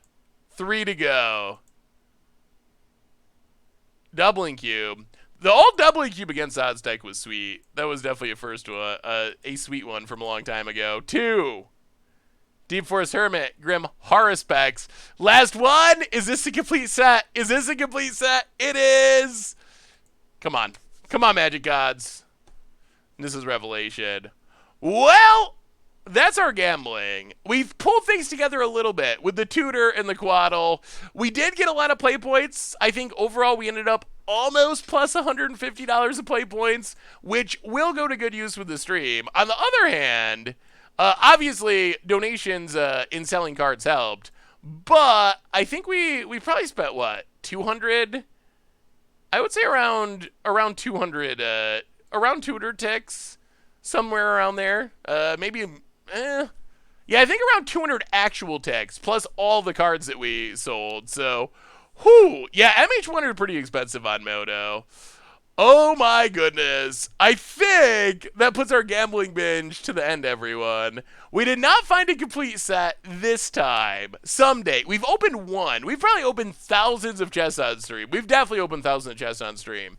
A single time we've opened a complete set. So they are very rare, but someday it'll happen again. I have faith. It'll probably be when we least expect it. Like when we 3-2 a league with some janky deck and just get a single treasure chest, and that's going to be it. So would you consider doing a tabletop simulator cube stream sometime? Oh wait, Moto? Is that tabletop simulator? Or is tabletop simulator something else? I will look into it. I will have to look into it.